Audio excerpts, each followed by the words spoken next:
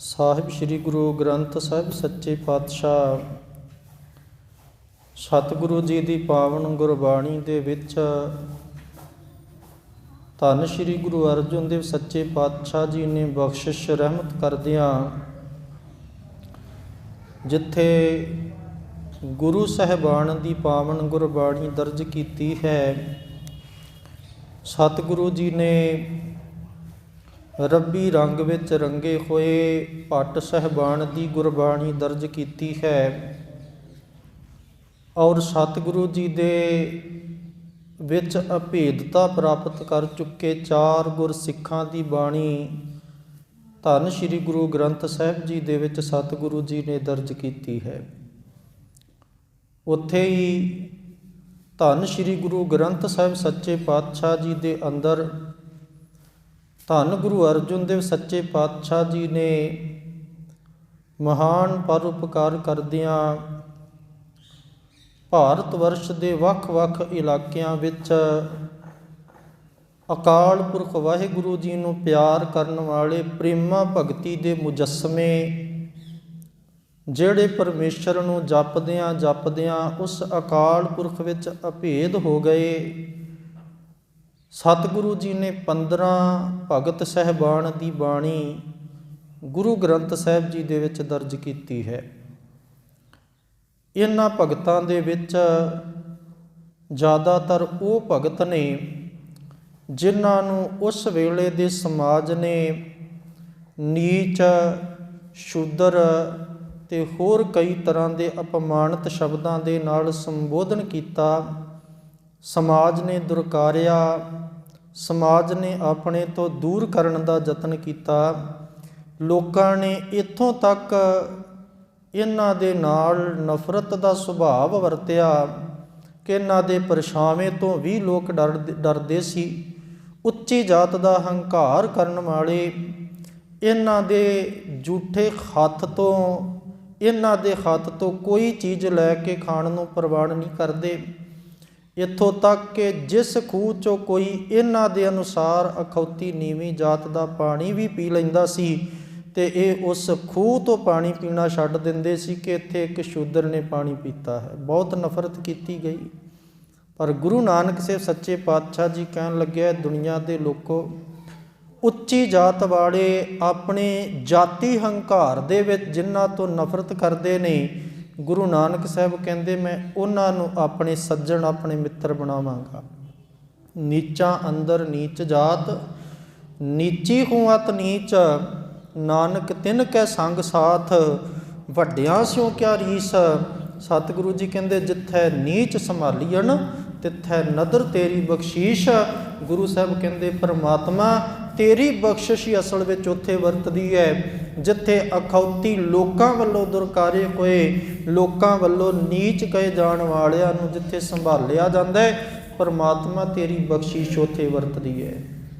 ਤੇ ਗੁਰੂ ਸਾਹਿਬਾਨ ਨੇ ਬਖਸ਼ਿਸ਼ ਕੀਤੀ। ਧੰਨ ਗੁਰੂ ਨਾਨਕ ਦੇਵ ਸੱਚੇ ਪਾਤਸ਼ਾਹ ਜੀ ਨੇ ਆਪਣੀਆਂ ਉਦਾਸੀਆਂ ਦੌਰਾਨ ਵੱਖ-ਵੱਖ ਇਲਾਕਿਆਂ ਦੇ ਅਸਥਾਨਾਂ ਦੇ ਸਤਿਗੁਰੂ ਜੀ ਨੇ ਜਦੋਂ ਯਾਤਰਾ ਕੀਤੀ ਹੈ, ਸਤਿਗੁਰੂ ਜੀ ਨੇ ਜਿਹੜੇ ਰੱਬੀ ਰੰਗ ਵਿੱਚ ਰੱਤੇ ਹੋਏ ਭਗਤ ਸਾਹਿਬਾਨ ਨੇ ਉਹਨਾਂ ਦੇ ਅੰਦਰੋਂ ਰੱਬ ਨੇ ਪ੍ਰਗਟ ਹੋ ਕੇ ਜਿਹੜੇ ਬੋਲ ਆਖੇ, ਸਤਿਗੁਰੂ ਜੀ ਨੇ ਉਹਨਾਂ ਦੇ ਬੋਲ ਇਕੱਤਰ ਕੀਤੇ, ਭਾਵ ਉਹਨਾਂ ਦੀ ਬਾਣੀ ਇਕੱਤਰ ਕੀਤੀ। ਬਾਬਾ ਫਰੀਦ ਸਾਹਿਬ, ਭਗਤ ਜੈਦੇਵ, ਕਬੀਰ ਸਾਹਿਬ, ਭਗਤ ਧੰਨਾ ਜੀ, ਭਗਤ ਨਾਮਦੇਵ ਔਰ ਭਗਤ ਰਵਿਦਾਸ, ਹੋਰ ਬੇਅੰਤ ਜਿਹੜੇ ਪਰਮਾਤਮਾ ਨੂੰ ਪਿਆਰ ਕਰਨ ਵਾਲੇ ਸੀ, ਉਹਨਾਂ ਦੇ ਅਸਥਾਨਾਂ 'ਤੇ ਸਤਿਗੁਰੂ ਗਏ ਨੇ। 15 ਭਗਤਾਂ ਦੀ ਬਾਣੀ ਧੰਨ ਗੁਰੂ ਅਰਜਨ ਸਾਹਿਬ ਸੱਚੇ ਪਾਤਸ਼ਾਹ ਜੀ ਨੇ ਗੁਰੂ ਗ੍ਰੰਥ ਸਾਹਿਬ ਜੀ ਦੇ ਵਿੱਚ ਦਰਜ ਕਰਕੇ ਇੱਕ ਵਚਨ ਆਖਿਆ ਕਿ ਜਿਨ੍ਹਾਂ ਨੂੰ ਲੋਕ ਅਦਬ ਸਤਿਕਾਰ ਦੇਣ ਤੋਂ ਮਨਾ ਕਰਦੇ ਨੇ, ਮੈਂ ਉਹਨਾਂ ਨੂੰ ਆਪਣੇ ਗੁਰੂ ਗ੍ਰੰਥ ਸਾਹਿਬ ਵਿੱਚ ਥਾਂ ਦੇਵਾਂਗਾ ਤੇ ਸੰਸਾਰ ਦਾ ਹਰ ਮਨੁੱਖ ਇਹਨਾਂ ਦੇ ਚਰਨਾਂ 'ਤੇ ਸੀਸ ਝੁਕਾਏਗਾ। ਰੋ ਵਿਚਾਰ। ਸੋ ਮੈਂ ਬੇਨਤੀ ਕਰਨ ਲੱਗਿਆ, ਇਹਨਾਂ 15 ਭਗਤਾਂ ਦੇ ਵਿੱਚ ਇੱਕ ਭਗਤ ਨੇ ਭਗਤ ਰਵਿਦਾਸ ਜੀ, ਅਖੌਤੀ ਜਾਤ ਉਹਨਾਂ ਦੀ ਚਮਾਰ ਹੈ। ਅੱਜ ਭਗਤ ਰਵਿਦਾਸ ਜੀ ਦਾ ਜਨਮ ਦਿਹਾੜਾ ਹੈ ਔਰ ਜਿਹੜੇ ਵਿਦਵਾਨਾਂ ਨੇ ਉਹਨਾਂ ਦਾ ਇਤਿਹਾਸ ਲਿਖਿਆ ਹੈ, ਹਰ ਵਿਦਵਾਨ ਨੇ ਉਹਨਾਂ ਦੇ ਜਨਮ ਦੀ ਤਾਰੀਖ ਵੱਖਰੀ ਵੱਖਰੀ ਦੱਸੀ ਹੈ।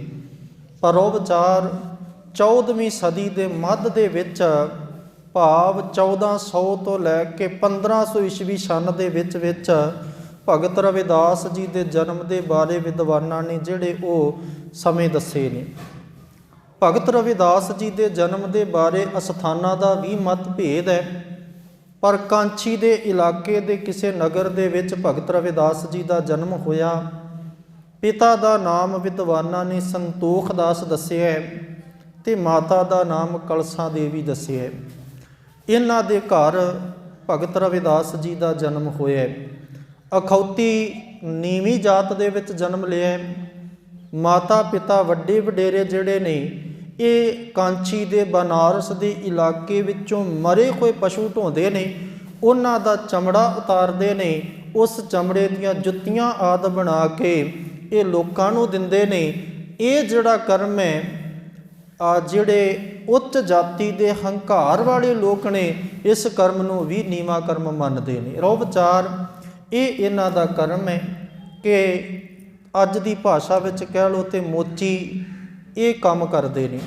ਭਗਤ ਰਵਿਦਾਸ ਜੀ ਜੁੱਤੀਆਂ ਗੰਢ ਕੇ, ਜੁੱਤੀਆਂ ਬਣਾ ਕੇ ਮਰੇ ਪਸ਼ੂਆਂ ਨੂੰ ਢੋਣ ਦਾ, ਮਾਸ ਲਾਉਣ ਦਾ ਇਹ ਜਿਹੜਾ ਕੰਮ ਕਰਦੇ ਨੇ। ਪਰ ਕੰਮ ਸਰੀਰ ਦੇ ਨਾਲ ਬੇਸ਼ੱਕ ਇਹ ਕਰਦੇ ਨੇ, ਪਰ ਅੰਦਰੋਂ ਪਰਮੇਸ਼ਰ ਦੇ ਨਾਮ ਨਾਲ ਜੁੜੇ ਹੋਏ ਨੇ। ਅਕਾਲ ਪੁਰਖ ਦਾ ਨਾਮ ਜਪਦੇ, ਪਰਮੇਸ਼ਰ ਦਾ ਸਿਮਰਨ ਬੰਦਗੀ ਕਰਦੇ ਨੇ। ਤੇ ਭਾਈ ਗੁਰਦਾਸ ਜੀ ਕਹਿੰਦੇ ਨੇ ਕਿ ਪਰਮਾਤਮਾ ਦੀ ਬੰਦਗੀ ਕਰਦਿਆਂ ਕਰਦਿਆਂ ਭਗਤ ਰਵਿਦਾਸ ਜੀ ਇਹਨਾਂ ਨੇ ਭਗਤ ਰਾਮਾਨੰਦ ਜੀ ਨੂੰ ਗੁਰੂ ਧਾਰਨ ਕੀਤਾ। ਕਾਂਚੀ ਦੇ ਰਹਿਣ ਵਾਲੇ ਨੇ ਭਗਤ ਰਾਮਾਨੰਦ। ਭਗਤ ਕਬੀਰ ਸਾਹਿਬ ਵੀ ਰਾਮਾਨੰਦ ਜੀ ਦੇ ਚੇਲੇ ਨੇ। ਭਗਤ ਸੈਣ ਜੀ ਵੀ ਰਾਮਾਨੰਦ ਜੀ ਦੇ ਚੇਲੇ ਨੇ। ਭਗਤ ਧੰਨਾ ਜੀ ਵੀ ਰਾਮਾਨੰਦ ਜੀ ਦੇ ਚੇਲੇ ਨੇ। ਭਗਤ ਰਵਿਦਾਸ ਜੀ ਵੀ ਰਾਮਾਨੰਦ ਜੀ ਦੇ ਚੇਲੇ ਨੇ। ਹੋਰ ਬੇਅੰਤ ਉਸ ਵੇਲੇ ਦੇ ਜਿਹੜੇ ਭਗਤੀ ਲਹਿਰ ਦੇ ਭਗਤ ਨੇ, ਬੇਅੰਤ ਜਿਹੜੇ ਰਾਮਾਨੰਦ ਜੀ ਦੇ ਚੇਲੇ ਇਸ ਪ੍ਰੇਮਾ ਭਗਤੀ ਦੇ ਵਿੱਚ ਉਹਨਾਂ ਨੇ ਆਪਣਾ ਜੀਵਨ ਸਫਲ ਕੀਤਾ ਹੈ। ਰੋ ਵਿਚਾਰ ਭਾਈ ਗੁਰਦਾਸ ਜੀ ਕਹਿੰਦੇ ਨੇ ਭਗਤ ਰਵਿਦਾਸ ਜੀ ਬਹੁਤ ਬੰਦਗੀ ਕਰਦੇ ਨੇ, ਬਹੁਤ ਸਿਮਰਨ ਕੀਤਾ ਉਹਨਾਂ ਨੇ, ਪਰਮੇਸ਼ਰ ਦੇ ਵਿੱਚ ਅਭੇਦਤਾ ਪ੍ਰਾਪਤ ਕਰਦੇ ਨੇ। ਤੇ ਭਾਈ ਗੁਰਦਾਸ ਜੀ ਕਹਿੰਦੇ ਨੇ ਭਗਤ ਭਗਤ ਜਗ ਵੱਜਿਆ, ਚੌਂ ਚੱਕਾਂ ਦੇ ਵਿੱਚ ਚਮਰੀਟਾ। ਕਹਿੰਦੇ ਲੋਕ ਕਹਿੰਦੇ ਨੇ ਚਮਾਰ ਹੈ, ਪਰ ਭਾਈ ਗੁਰਦਾਸ ਜੀ ਕਹਿੰਦੇ ਅਸਲ ਵਿੱਚ ਉਹ ਸਾਰੇ ਸੰਸਾਰ ਦੇ ਵਿੱਚ ਭਗਤ ਕਰਕੇ ਪ੍ਰਸਿੱਧ ਹੋਇਆ। ਤੇ ਅੱਜ ਹਰ ਪਾਸੇ ਉਸ ਭਗਤ ਰਵਿਦਾਸ ਦੇ ਨਾਮ ਦੀ ਜੈ ਜੈਕਾਰ ਪਈ ਹੁੰਦੀ ਹੈ। ਲੋਕਾਂ ਦੀ ਨਜ਼ਰ ਵਿੱਚ ਉਹ ਅਖੌਤੀ ਨੀਵੀਂ ਜਾਤ ਦੇ ਨੇ, ਪਰ ਜਦੋਂ ਗੁਰੂ ਗ੍ਰੰਥ ਸਾਹਿਬ ਜੀ ਵਿੱਚ ਉਹਨਾਂ ਦੀ ਬਾਣੀ ਪੜ੍ਹੀਏ ਤੇ ਭਗਤ ਰਵਿਦਾਸ ਜੀ ਉੱਚੀ ਆਵਾਜ਼ ਦੇ ਕੇ ਕਹਿੰਦੇ ਨੇ ਨਾਗਰ ਜਨਾ ਮੇਰੀ ਜਾਤ ਬਖਿਆਤ ਚਮਾਰੰਗ।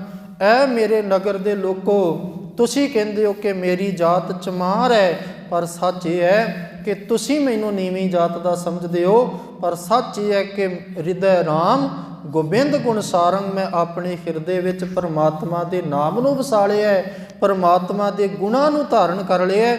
ਇਸ ਕਰਕੇ ਹੁਣ ਮੈਂ ਨੀਵੀਂ ਜਾਤ ਦਾ ਨਹੀਂ ਰਹਿ ਗਿਆ। ਤੇ ਭਗਤ ਰਵਿਦਾਸ ਜੀ ਨੇ ਉਦਾਹਰਨ ਦਿੱਤੀ, ਕਹਿੰਦੇ ਨੇ ਕਿ ਸੁਰਸਰੀ ਸਲਲ ਕ੍ਰਿਤ ਬਾਰੁਣੀ ਰੇ, ਸੰਤ ਜਨ ਕਰਤ ਨਹੀਂ ਪਾਣੰਗ। ਭਗਤ ਰਵਿਦਾਸ ਜੀ ਕਹਿੰਦੇ ਜਿਵੇਂ ਸੁਰਸਰੀ ਕਹਿੰਦੇ ਨੇ ਗੰਗਾ ਨੂੰ, ਤੇ ਕਹਿੰਦੇ ਗੰਗਾ ਦਾ ਪਾਣੀ ਜਿਹੜਾ ਹੈ ਉਹਨੂੰ ਲੈ ਕੇ ਤੇ ਕੋਈ ਉਹਦੀ ਸ਼ਰਾਬ ਬਣਾਉਂਦਾ ਤੇ ਕਹਿੰਦੇ ਉਹ ਸ਼ਰਾਬ ਕੋਈ ਭਗਤਾਂ ਨੂੰ, ਗੁਰਮੁਖਾਂ ਨੂੰ, ਰੱਬ ਦੀ ਬੰਦਗੀ ਕਰਨ ਵਾਲਿਆਂ ਨੂੰ ਦਵੇ ਕਿ ਆਹ ਸ਼ਰਾਬ ਪੀ ਲਓ। ਪੁੱਛਿਆ ਇਹ ਸ਼ਰਾਬ ਨਹੀਂ ਪੀਂਦੇ, ਤੇ ਕਹਿੰਦੇ ਪੀ ਲਓ ਕਿਉਂਕਿ ਗੰਗਾ ਦੇ ਪਵਿੱਤਰ ਪਾਣੀ ਤੋਂ ਬਣੀ ਹੈ। ਭਗਤ ਰਵਿਦਾਸ ਜੀ ਕਹਿੰਦੇ ਜਿਹੜੇ ਭਗਤ ਜਨ ਨੇ ਨਾ, ਉਹ ਗੰਗਾ ਦੇ ਪਾਣੀ ਤੋਂ ਬਣੀ ਸ਼ਰਾਬ ਨੂੰ ਵੀ ਮੂੰਹ ਨਹੀਂ ਲਾਉਂਦੇ।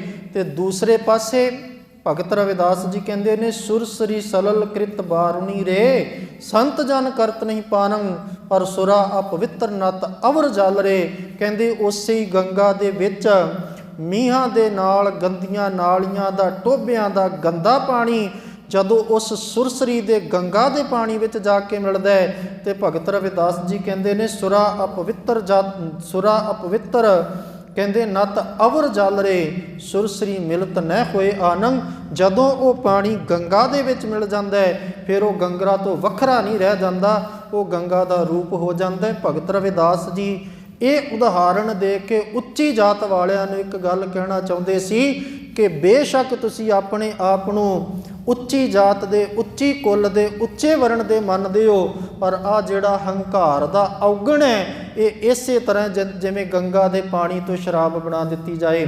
ਤੁਸੀਂ ਕਹਿੰਦੇ ਹੋ ਕਿ ਸਾਡੀ ਉਤਪਤੀ ਬ੍ਰਹਮਾ ਤੋਂ ਹੋਈ ਹੈ, ਪਰ ਸੱਚ ਹੈ ਤੁਹਾਡੇ ਅੰਦਰ ਦੇ ਹੰਕਾਰ ਨੇ ਤੁਹਾਡਾ ਜੀਵਨ ਬਦਬੂ ਵਾਲਾ ਬਣਾ ਦਿੱਤਾ ਹੈ ਤੇ ਰੱਬ ਦੀ ਦਰਗਾਹ ਦੇ ਵਿੱਚ ਤੁਹਾਡਾ ਇਹ ਜੀਵਨ ਪ੍ਰਵਾਨ ਨਹੀਂ ਜਿਸ ਜੀਵਨ ਦੇ ਵਿੱਚੋਂ ਹੰਕਾਰ ਦੀ ਬੋ ਆਉਂਦੀ ਹੈ। ਜਿਵੇਂ ਗੰਗਾ ਦੇ ਪਾਣੀ ਨਾਲ ਬਣੀ ਸ਼ਰਾਬ ਪਰਮਾਤਮਾ ਦੇ ਪਿਆਰਿਆਂ ਨੂੰ ਪ੍ਰਵਾਨ ਨਹੀਂ, ਉਸੇ ਤਰ੍ਹਾਂ ਭਾਵੇਂ ਕੋਈ ਕਿਸੇ ਵੀ ਜਾਤ ਦੇ ਨਾਲ, ਉੱਚੀ ਵਰਨ ਦੇ ਨਾਲ, ਕੁੱਲ ਦੇ ਨਾਲ ਸੰਬੰਧ ਰੱਖਦਾ ਹੈ, ਭਗਤ ਰਵਿਦਾਸ ਜੀ ਕਹਿੰਦੇ ਜੇ ਉਹਦੇ ਅੰਦਰ ਔਗਣ ਨੇ, ਹੰਕਾਰ ਹੈ, ਜੇ ਉਹਦੇ ਅੰਦਰ ਦੁਰਾਚਾਰ ਹੈ, ਵਿਸ਼ੇ ਵਾਸ਼ਨਾਵਾਂ ਦਾ ਉਹ ਭਰਿਆ ਹੈ ਤੇ ਉਹਦਾ ਜੀਵਨ ਗੰਗਾ ਤੋਂ ਬਣੀ ਸ਼ਰਾਬ ਵਰਗਾ ਹੈ।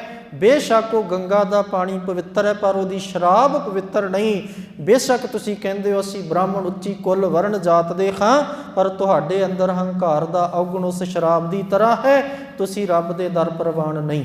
ਤੇ ਦੂਸਰੇ ਪਾਸੇ ਕਹਿੰਦੇ ਬਾਕੀ ਦੀਆਂ ਜਿੰਨੀਆਂ ਗਲੀਆਂ ਨੇ, ਨਾਲੀਆਂ ਨੇ, ਨਹਿਰਾਂ ਨੇ, ਜਦੋਂ ਵਰਖਾ ਹੁੰਦੀ ਹੈ ਉਹਨਾਂ ਸਾਰੀਆਂ ਨਾਲੀਆਂ ਦਾ, ਨਹਿਰਾਂ ਦਾ, ਨਾਲਿਆਂ ਦਾ ਗੰਦਾ ਪਾਣੀ ਸੁਰਸਰੀ ਪਵਿੱਤਰ ਗੰਗਾ ਦੇ ਵਿੱਚ ਮਿਲਦਾ ਹੈ, ਪਰ ਜਦੋਂ ਗੰਗਾ 'ਚ ਮਿਲਦਾ ਹੈ ਉਹਦਾ ਰੂਪ ਗੰਗਾ ਵਾਲਾ ਹੋ ਜਾਂਦਾ ਹੈ। ਤੁਸੀਂ ਮੈਨੂੰ ਅਖੌਤੀ ਨੀਵੀਂ ਜਾਤ ਦਾ ਦੱਸਦੇ ਹੋ, ਮੇਰੇ ਨਾਲ ਨਫ਼ਰਤ ਕਰਦੇ ਹੋ, ਮੇਰੇ ਪਰਛਾਵੇਂ ਤੋਂ ਡਰਦੇ ਹੋ, ਪਰ ਸੱਚ ਇਹ ਹੈ ਮੈਂ ਪਰਮਾਤਮਾ ਦੇ ਨਾਮ ਨੂੰ ਜਪਦਿਆਂ ਉਸ ਅਕਾਲ ਪੁਰਖ ਦੇ ਵਿੱਚ ਅਭੇਦ ਹੋ ਚੁੱਕਿਆ। ਹੁਣ ਮੇਰੇ ਵਿੱਚ ਤੇ ਪਰਮਾਤਮਾ ਵਿੱਚ ਕੋਈ ਭੇਦ ਨਹੀਂ। ਤੁਸੀਂ ਅਖੌਤੀ ਉੱਚੀ ਜਾਤ ਦੇ ਜੀਵਨ ਤੁਹਾਡੇ ਸ਼ਰਾਬ ਵਰਗੇ ਬਦਬੂ ਵਾਲੇ, ਮੈਂ ਅਖੌਤੀ ਨੀਵੀਂ ਜਾਤ ਦਾ, ਪਰ ਮੇਰੇ ਵਿੱਚ ਤੇ ਰੱਬ ਵਿੱਚ ਕੋਈ ਭੇਦ ਨਹੀਂ। ਕਹਿੰਦੇ ਸੁਰਸਰੀ ਮਿਲਤ ਨਹਿ ਹੋਏ ਆਨੰਦ, ਜਿਵੇਂ ਨਦੀਆਂ ਨਾਲਿਆਂ ਦਾ ਪਾਣੀ ਗੰਗਾ ਵਿੱਚ ਮਿਲ ਕੇ ਉਹਦੇ ਤੋਂ ਵੱਖਰਾ ਨਹੀਂ ਰਹਿ ਸਕਦਾ, ਉਵੇਂ ਜਿਵੇਂ ਭਗਤ ਜੀ ਕਹਿੰਦੇ ਮੈਂ ਪਰਮਾਤਮਾ ਦੇ ਗੁਣਾਂ ਨੂੰ ਜੀਵਨ ਵਿੱਚ ਵਸਾਇਆ, ਹੁਣ ਮੈਂ ਪਰਮਾਤਮਾ ਤੋਂ ਵੱਖਰਾ ਨਹੀਂ, ਮੈਂ ਪਰਮਾਤਮਾ ਵਿੱਚ ਅਭੇਦ ਹੋ ਚੁੱਕੇ ਹਾਂ। ਦੂਸਰੀ ਉਦਾਹਰਣ ਦੇ ਕੇ ਭਗਤ ਰਵਿਦਾਸ ਜੀ ਕਹਿਣ ਲੱਗੇ ਤਰਤਾਰ ਅਪਵਿੱਤਰ ਕਰ ਮਾਨੀਐ ਰੇ, ਜੈਸੇ ਕਾਗਰਾ ਕਰਤ ਵਿਚਾਰੰ। ਕਹਿੰਦੇ ਇੱਕ ਤਾੜ ਦਾ ਦਰਖਤ ਹੈ, ਉਹਦੇ ਚੋਂ ਰਸ ਚੁੰਦਾ, ਕੌੜਾ ਰਸ ਚੁੰਦਾ, ਤੇ ਜਿਹੜੇ ਅਵਗੁਣਾਂ ਨੂੰ ਲੱਭਣ ਵਾਲੇ ਨੇ, ਜਿਹੜੇ ਨਸ਼ੇੜੀ ਲੋਕ ਨੇ, ਉਹ ਉਸ ਤਾਰ ਦੇ ਦਰਖਤ ਦੇ ਰਸ ਦੇ ਨਾਲ ਉਹ ਨਸ਼ੇ ਨੂੰ ਪ੍ਰਾਪਤ ਕਰਦੇ ਨੇ, ਤੇ ਲੋਕ ਉਸ ਤਾੜੀ ਦੇ ਦਰਖਤ ਦੇ ਉਹਦੇ ਨਾਲ ਨਫ਼ਰਤ ਕਰਦੇ ਨੇ, ਉਹਦੇ ਪੱਤੇ, ਉਹਦੇ ਸੱਕਾਂ ਦੇ ਨਾਲ ਨਫ਼ਰਤ ਕਰਦੇ ਨੇ ਕਿ ਇਹ ਜਿਹੜਾ ਦਰਖਤ ਹੈ ਇਹਦੇ ਵਿੱਚੋਂ ਨਸ਼ਾ ਨਿਕਲਦਾ ਹੈ।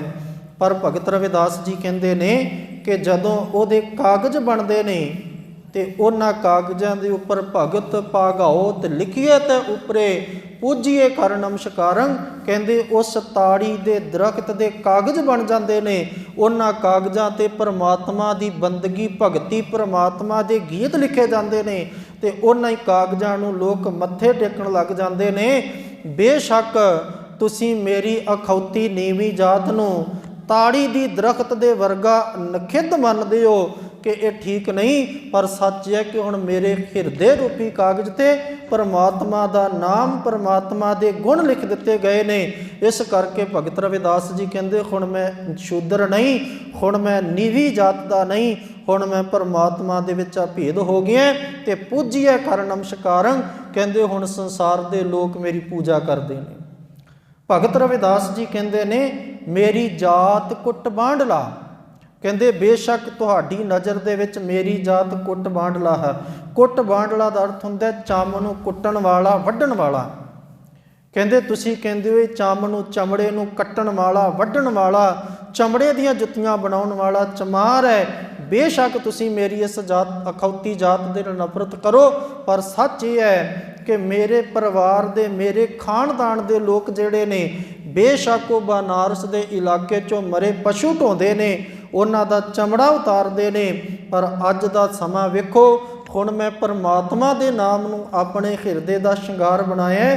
ਤੇ ਭਗਤ ਰਵਿਦਾਸ ਜੀ ਕਹਿੰਦੇ ਮੇਰੀ ਜਾਤ ਕੁੱਟ ਬਾਂਡਲਾ, ਢੋਰ ਢਵੰਤਾ ਨਿਤ ਹੈ ਬਨਾਰਸੀ ਆਸ ਪਾਸਾ।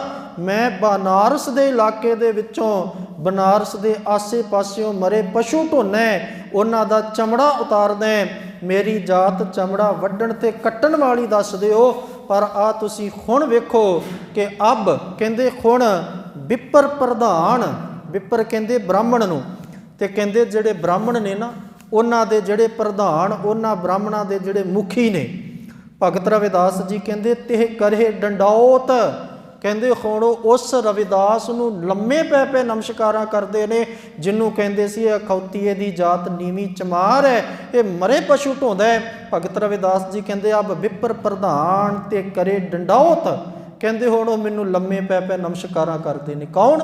ਜਿਹੜੇ ਬ੍ਰਾਹਮਣ ਨੇ, ਜਿਹੜੇ ਕਹਿੰਦੇ ਸੀ ਰਵਿਦਾਸ ਤੂੰ ਚਮਾਰ ਹੈ, ਤੇਰਾ ਪਰਛਾਵਾਂ ਨਹੀਂ ਲੈਣਾ, ਤੇਰੇ ਹੱਥ ਦਾ ਕੋਈ ਭੋਜਨ ਪ੍ਰਸ਼ਾਦਾ ਨਹੀਂ ਛਕਣਾ, ਇੰਨੀ ਨਫ਼ਰਤ ਕਰਦੇ ਸੀ ਅਖੌਤੀ ਜੀਵੀਆਂ ਜਾਤਾਂ ਤੋਂ। ਤੇ ਭਗਤ ਰਵਿਦਾਸ ਜੀ ਕਹਿੰਦੇ ਹੁਣ ਉਹੀ ਬ੍ਰਾਹਮਣ ਮੈਨੂੰ ਲੰਮੇ ਪੈ ਪੈ ਕੇ ਝੁਕ ਝੁਕ ਕੇ ਨਮਸਕਾਰਾਂ ਕਰਦੇ ਨੇ।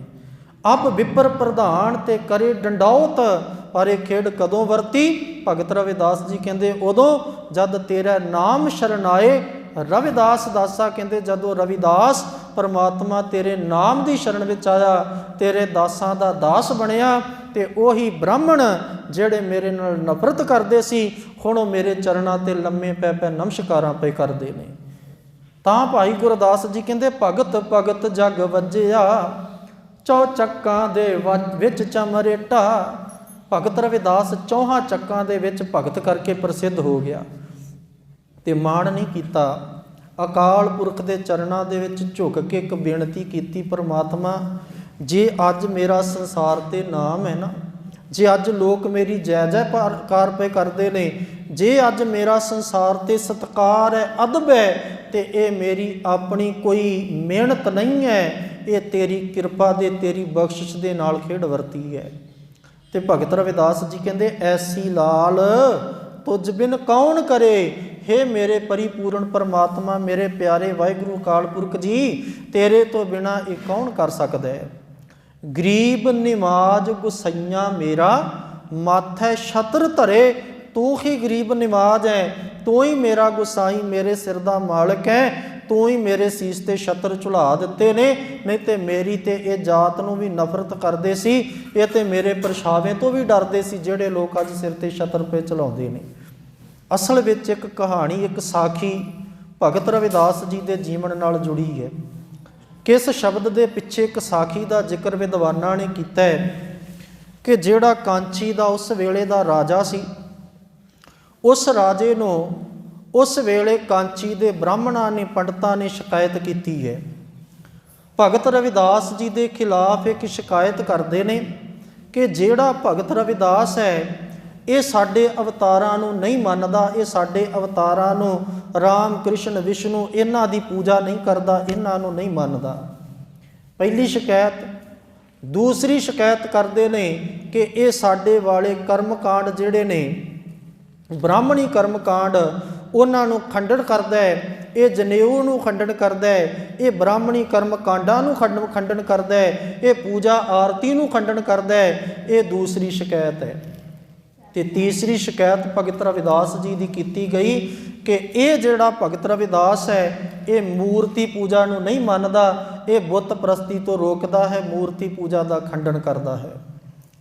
ਨਰੇਸ਼ ਜਿਹੜਾ ਰਾਜਾ ਸੀ, ਨਿਆਂ ਵਾਲਾ ਸੀ, ਸੰਸਾਰ ਤੇ ਨਿਆਂ ਕਰਨ ਵਾਲੇ, ਇਨਸਾਫ ਕਰਨ ਵਾਲੇ ਰਾਜੇ ਵੀ ਹੋ ਗੁਜ਼ਰੇ ਨੇ, ਭਾਵੇਂ ਕਿ ਅਜੋਕੇ ਸਮੇਂ ਵਿੱਚ ਐਸਾ ਰਾਜ ਪ੍ਰਬੰਧ ਨਜ਼ਰ ਨਹੀਂ ਆਉਂਦਾ, ਪਰ ਫਿਰ ਵੀ ਕੋਈ ਨਾ ਕੋਈ ਐਸਾ ਸੰਸਾਰ ਤੇ ਜ਼ਰੂਰ ਆਉਂਦਾ ਜਿਹੜਾ ਨਿਆਂ ਪਸੰਦ ਹੈ।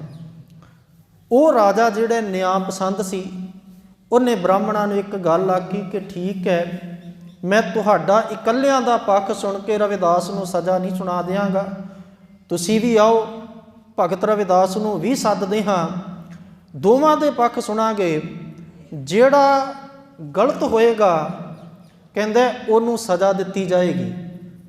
ਸਜ਼ਾ ਕੀ ਹੋਏਗੀ?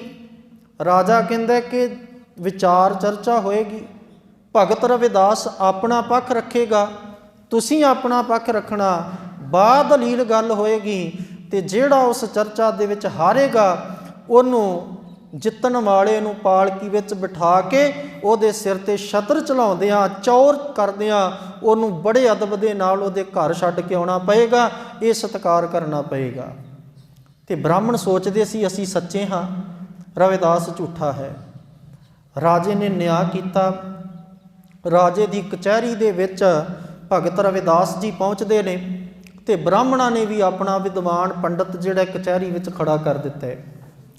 ਹੁਣ ਭਗਤ ਰਵਿਦਾਸ ਜੀ ਖੜੇ ਨੇ, ਦੂਸਰੇ ਪਾਸੇ ਬ੍ਰਾਹਮਣ ਖੜੇ ਨੇ ਤੇ ਭਗਤ ਰਵਿਦਾਸ ਜੀ ਦੇ ਸਾਹਮਣੇ ਰਾਜੇ ਨੇ ਇੱਕ ਸਵਾਲ ਰੱਖਿਆ ਕਿ ਰਵਿਦਾਸ, ਇਹ ਬ੍ਰਾਹਮਣਾਂ ਦਾ ਇਹ ਤਰਕ ਇੱਕ ਸਵਾਲ ਹੈ, ਤੁਹਾਡੇ ਤੇ ਇਲਜ਼ਾਮ ਹੈ ਕਿ ਤੁਸੀਂ ਅਵਤਾਰਵਾਦ ਨੂੰ ਨਹੀਂ ਮੰਨਦੇ।